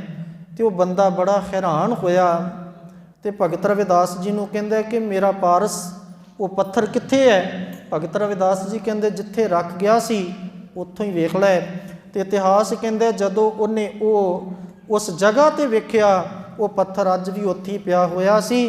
ਕਿ ਭਗਤ ਰਵਿਦਾਸ ਬੇਸ਼ੱਕ ਘਰ ਪਰਿਵਾਰ ਦਾ ਗੁਜ਼ਾਰਾ ਉਹਨਾਂ ਨੇ ਆਪਣੀ 10 ਨੌਵਾਂ ਦੀ ਕਿਰਤ ਦੇ ਨਾਲ ਕੀਤਾ ਹੈ, ਰੁੱਖੀ ਮਿੱਸੀ ਖਾ ਕੇ ਵੀ ਗੁਜ਼ਾਰਾ ਕੀਤਾ ਹੋਏਗਾ, ਪਰ ਉਹਨਾਂ ਨੇ ਕਿਸੇ ਤਰ੍ਹਾਂ ਦੇ ਲੋਭ ਲਾਲਚ ਵਿੱਚ ਆ ਕੇ ਪਰਮੇਸ਼ਰ ਦਾ ਨਾਮ ਨਾ ਤਿਆਗਿਆ। ਉਹ ਕਿਸੇ ਤਰ੍ਹਾਂ ਦੇ ਲੋਭ ਲਾਲਚ ਮਾਇਆ ਦੇ ਪ੍ਰਭਾਵ ਥੱਲੇ ਨਾ ਆਈ। ਇੱਕ ਵਿਦਵਾਨ ਨੇ ਇਹਦੇ ਇੱਕ ਹੋਰ ਵੀ ਬੜੇ ਪਿਆਰੇ ਅਰਥ ਕੀਤੇ ਨੇ। ਕਹਿੰਦੇ ਇਹਦਾ ਭਾਵ ਅਰਥ ਕੁਝ ਹੋਰ ਹੈ। ਪਾਰਸ ਅਸਲ ਦੇ ਵਿੱਚ ਇੱਕ ਪੱਥਰ ਦੇ ਬਾਰੇ ਕਿਹਾ ਜਾਂਦਾ ਜਿਹੜਾ 8 ਧਾਤਾਂ ਨੂੰ ਸੋਨਾ ਕਰ ਦਿੰਦਾ ਹੈ। ਤੇ ਭਗਤ ਰਵਿਦਾਸ ਜੀ ਇੱਕ ਪਾਰਸ ਦੇ ਪੱਥਰ ਦੀ ਤਰ੍ਹਾਂ ਹੋ ਗਏ ਸੀ, ਜਿਨ੍ਹਾਂ ਨੂੰ ਸੰਸਾਰ ਦੇ ਲੋਕ ਪੂਜਦੇ ਨੇ, ਉਹਨਾਂ ਦੇ ਚਰਨਾਂ ਤੇ ਮੱਥੇ ਪੇ ਟੇਕਦੇ ਨੇ। ਉਸ ਵੇਲੇ ਦੇ ਚਤੌੜ ਕਿਲੇ ਦੀ ਰਾਣੀ ਜਿਹੜੀ ਹੈ ਉਹ ਭਗਤ ਰਵਿਦਾਸ ਜੀ ਦੀ ਸ਼ਰਧਾਲੂ ਬਣਦੀ ਹੈ, ਉਹਦੀ ਸੇਵਕ ਬਣਦੀ ਹੈ। ਮੀਰਾ ਬਾਈ ਇੱਕ ਰਾਜਕੁਮਾਰੀ ਹੈ, ਉਹ ਭਗਤ ਰਵਿਦਾਸ ਜੀ ਦੀ ਚੇਲੀ ਬਣਦੀ ਹੈ। ਇੰਨੇ ਮਹਾਨ ਲੋਕ ਜਿਹੜੇ ਉਸ ਵੇਲੇ ਦੇ ਅਮੀਰ ਲੋਕ ਭਗਤ ਰਵਿਦਾਸ ਜੀ ਦੇ ਚਰਨਾਂ ਤੇ ਮੱਥੇ ਪੇ ਟੇਕਦੇ ਸੀ। ਤੇ ਭਗਤ ਰਵਿਦਾਸ ਜੀ ਦਾ ਜੀਵਨ ਕਿੰਨਾ ਉੱਚਾ ਹੋਏਗਾ, ਕਿੰਨਾ ਉਹ ਲੋਕਾਂ ਦੇ ਵਿੱਚ ਸਤਿਕਾਰਿਆ ਭਗਤ ਹੋਏਗਾ, ਜਿਨ੍ਹਾਂ ਬਾਰੇ ਭਾਈ ਗੁਰਦਾਸ ਜੀ ਕਹਿ ਰਹੇ ਨੇ ਕਿ ਭਗਤ ਭਗਤ ਜਗ ਵੱਜਿਆ ਚੌਂ ਚੱਕਾਂ ਦੇ ਵਿੱਚ ਚਮਰੇਟਾ। ਕਿ ਉਹ ਚੌਂ ਚੱਕਾਂ ਦੇ ਵਿੱਚ ਭਾਵ ਸਾਰੇ ਪਾਸੇ ਉਹਦੀ ਲੋਕ ਜੈ ਜੈਕਾਰ ਪਏ ਕਰਦੇ ਸੀ। ਤੇ ਭਗਤ ਰਵਿਦਾਸ ਦਾ ਜੀਵਨ ਪਾਰਸ ਵਰਗਾ, ਜਿਹੜੇ ਉਹਦੇ ਕੋਲ ਆਉਂਦੇ ਸੀ ਉਹਦੀ ਸ਼ੋਅ ਪ੍ਰਾਪਤ ਕਰਦੇ ਸੀ, ਉਹਨਾਂ ਦਾ ਜੀਵਨ ਬਦਲ ਜਾਂਦਾ ਸੀ। ਜਿਵੇਂ ਪਾਰਸ ਪੱਥਰ ਲੋਹੇ ਨੂੰ ਸੋਨਾ ਬਣਾ ਦਿੰਦਾ ਹੈ, ਭਗਤ ਰਵਿਦਾਸ ਜੀ ਦੇ ਕੋਲ ਆਇਆ ਬੰਦਾ ਅਵਗੁਣਾਂ ਦੇ ਨਾਲ ਭਰਿਆ ਵੀ ਆਉਂਦਾ ਸੀ ਤੇ ਉਹਨਾਂ ਦੀ ਸੰਗਤ ਕਰਕੇ ਉਹਦਾ ਜੀਵਨ ਵੀ ਗੁਣਾਂ ਵਾਲਾ ਚੰਗਾ ਬਣ ਜਾਂਦਾ ਸੀ। ਤੇ ਕਹਿੰਦੇ ਇੱਕ ਬ੍ਰਾਹਮਣ ਪੰਡਤ ਆਇਆ, ਉਹ ਕਹਿੰਦਾ ਕਿ ਰਵਿਦਾਸ ਵੇਖ ਤੇਰਾ ਜੀਵਨ ਅੱਜ ਪਾਰਸ ਵਰਗਾ ਹੈ, ਤੂੰ ਜਿੰਨਾ ਚਾਹੇ ਅਮੀਰ ਹੋ ਸਕਦਾ ਹੈ। ਕਿ ਲੋਕ ਚੰਗੇ ਅਮੀਰ ਲੋਕ ਤੇਰੇ ਕੋਲ ਆਉਂਦੇ ਨੇ, ਤੂੰ ਆਪਣੇ ਜੀਵਨ ਦੇ ਵਿੱਚ ਉਹਨਾਂ ਦੇ ਕੋਲੋਂ ਧਨ ਲੈ, ਦੌਲਤ ਲੈ। ਅੱਜ ਤੇਰੇ ਕੋਲ ਗੁਣ ਨੇ, ਅੱਜ ਲੋਕ ਤੇਰੀ ਪੂਜਾ ਕਰਦੇ। ਜਿੰਨਾ ਮਰਜ਼ੀ ਧਨ ਇਕੱਠਾ ਕਰਕੇ ਆਪਣਾ ਜੀਵਨ ਸੁਖੀ ਬਣਾ, ਤੇਰਾ ਜੀਵਨ ਉੱਚਾ ਸੁੱਚਾ ਸੁਖੀ ਬਣੇਗਾ, ਅਮੀਰੀ ਘਰ ਵਿੱਚ ਆ ਜਾਏਗੀ। ਜਿੰਨਾ ਦਿਲ ਕਰਦਾ ਲੋਕਾਂ ਦੇ ਕੋਲੋਂ ਧਨ ਲੁੱਟ। ਪਰ ਭਗਤ ਰਵਿਦਾਸ ਜਿਨ੍ਹਾਂ ਬਾਰੇ ਗੁਰੂ ਅਰਜਨ ਦੇਵ ਸੱਚੇ ਪਾਤਸ਼ਾਹ ਕਹਿ ਰਹੇ ਨੇ ਕਿ ਰਵਿਦਾਸ ਢਵੰਤਾ ਢੋਰ ਨੀਤ ਤਿਨ ਤਿਆਗੀ ਮਾਇਆ, ਉਹ ਕਹਿ ਰਹੇ ਸੀ ਬੇਸ਼ੱਕ ਮੇਰਾ ਜੀਵਨ ਪਾਰਸ ਦੇ ਪੱਥਰ ਵਰਗਾ, ਮੇਰੇ ਕੋਲ ਆਇਆ ਹਰ ਬੰਦਾ ਭਾਵੇਂ ਔਗਣਾ ਦਾ ਭਰਿਆ ਵੀ ਆਵੇ, ਉਹ ਗੁਣਾਂ ਦਾ ਖਜ਼ਾਨਾ ਬਣ ਕੇ ਜਾਂਦਾ ਹੈ। ਪਰ ਮੈਂ ਇਹਨਾਂ ਆਪਣੇ ਸ਼ੁਭ ਗੁਣਾ ਰੂਪੀ ਪਾਰਸ ਦੇ ਨਾਲ ਦੁਨਿਆਵੀ ਧਨ ਇਕੱਤਰ ਕਰਕੇ ਨਹੀਂ ਜਾਣਾ। ਮੈਂ ਸ਼ੁਭ ਗੁਣਾ ਦਾ ਧਨ ਇਕੱਤਰ ਕੀਤਾ ਜਿਹਦੇ ਨਾਲ ਪਰਮਾਤਮਾ ਦੀ ਪ੍ਰਾਪਤੀ ਹੁੰਦੀ ਹੈ। ਤੇ ਗੁਰੂ ਅਰਜਨ ਦੇਵ ਸੱਚੇ ਪਾਤਸ਼ਾਹ ਬਖਸ਼ਿਸ਼ ਕਰਦੇ ਨੇ, ਰਵਿਦਾਸ ਢਵੰਤਾ ਢੋਰ ਨੀਤ ਤਿਨ ਤਿਆਗੀ ਮਾਇਆ, ਪ੍ਰਗਟ ਹੋਵਾ ਸਾਧ ਸੰਗ। ਸੰਗਤ ਦੇ ਵਿੱਚ ਭਾਵ ਚੰਗੇ ਭਲੇ ਪੁਰਖਾਂ ਦੇ ਵਿੱਚ ਭਗਤ ਰਵਿਦਾਸ ਪ੍ਰਗਟ ਹੋਇਆ। ਲੋਕਾਂ ਨੇ ਉਹਦੇ ਚਰਨਾਂ 'ਤੇ ਨਮਸਕਾਰਾਂ ਕੀਤੀਆਂ, ਸੰਸਾਰ 'ਤੇ ਉਹਦੀ ਜੈ ਜੈਕਾਰ ਹੋਈ। ਗੁਰੂ ਅਰਜਨ ਦੇਵ ਸੱਚੇ ਪਾਤਸ਼ਾਹ ਕਹਿੰਦੇ, ਪ੍ਰਗਟ ਹੋਵਾ ਸਾਧ ਸੰਗ ਹਰ ਦਰਸ਼ਨ ਪਾਇਆ, ਸੈਣ ਨਾਈ ਬੁੱਤ ਕਾਰਿਆ, ਉਹ ਘਰ ਘਰ ਸੁਣਿਆ, ਹਿਰਦੈ ਵਸਿਆ ਪਾਰ ਬ੍ਰਹਮ, ਭਗਤਾਂ ਮੈਂ ਗਣਿਆ, ਇਹ ਬਿਦ ਸੁਣ ਕੇ ਜੱਟ ਰੋ, ਉੱਠ ਭਗਤੀ ਲਾਗਾ, ਮਿਲੇ ਪ੍ਰਤੱਖ ਗੁਸਾਈਆਂ, ਧੰਨਾ ਵਡਭਾਗਾ। ਭਾਈ ਗੁਰਦਾਸ ਜੀ ਕਹਿੰਦੇ ਨੇ, ਭਗਤ ਭਗਤ ਜਗ ਵੱਜਿਆ, ਚੌ ਚੱਕਾਂ ਦੇ ਵਿੱਚ ਚਮਰੇਟਾ। ਤੇ ਭਗਤ ਰਵਿਦਾਸ ਜੀ ਅਕਾਲ ਪੁਰਖ ਦੇ ਸਨਮੁਖ ਹੱਥ ਜੋੜ ਕੇ ਕਹਿ ਰਹੇ ਸੀ, ਪ੍ਰਮਾਤਮਾ ਜੇ ਅੱਜ ਲੋਕ ਮੇਰੇ ਚਰਨਾਂ 'ਤੇ ਨਮਸਕਾਰਾਂ ਪਏ ਕਰਦੇ ਨੇ, ਅੱਜ ਮੇਰੇ ਸਿਰ 'ਤੇ ਛਤਰ ਪਏ ਝੁੱਲਦੇ ਨੇ, ਅੱਜ ਮੇਰੇ ਸੀਸ 'ਤੇ ਚੌਰ ਪਏ ਝੁੱਲਦੇ ਨੇ, ਤੇ ਇਹ ਤੇਰੀ ਬਖਸ਼ਿਸ਼ ਕਿ ਨਾਮ ਦੇਵ ਕਬੀਰ ਤਿਲੋਚਣ ਸਭਨਾ ਸੈਣ ਤਰੇ। ਕਹਿ ਰਵਿਦਾਸ ਸੁਨੋ ਰੇ ਸੰਤੋ, ਹਰ ਜੀਓ ਤੇ ਸਭੈ ਸਰੈ। ਭਗਤ ਰਵਿਦਾਸ ਜੀ ਕਹਿ ਰਹੇ ਸੀ ਕਿ ਅਕਾਲ ਪੁਰਖ ਵਾਹਿਗੁਰੂ ਜਿਹੜਾ ਉਹਦੇ ਨਾਮ ਨਾਲ ਜੁੜ ਜਾਂਦਾ ਹੈ, ਉਹ ਪਰਮਾਤਮਾ ਸਭ ਕੁਝ ਕਰ ਸਕਦਾ ਹੈ। ਜਿਹਨੂੰ ਲੋਕ ਨੀਵਾਂ ਸਮਝਦੇ ਨੇ, ਸ਼ੂਦਰ ਸਮਝਦੇ ਨੇ, ਨੀਚ ਸਮਝਦੇ ਨੇ, ਜਦੋਂ ਪਰਮਾਤਮਾ ਬਖਸ਼ਿਸ਼ ਦੇ ਘਰ ਵਿੱਚ ਆ ਜਾਂਦਾ ਹੈ, ਫਿਰ ਲੱਖ ਖੁਸ਼ੀਆਂ ਪਾਤਸ਼ਾਹੀਆਂ। ਜੇ ਸਤਿਗੁਰ ਨਦਰ ਕਿਉਂ ਸਿਰ 'ਤੇ ਛਤਰ ਝੁਲਾ ਦਿੰਦਾ ਹੈ।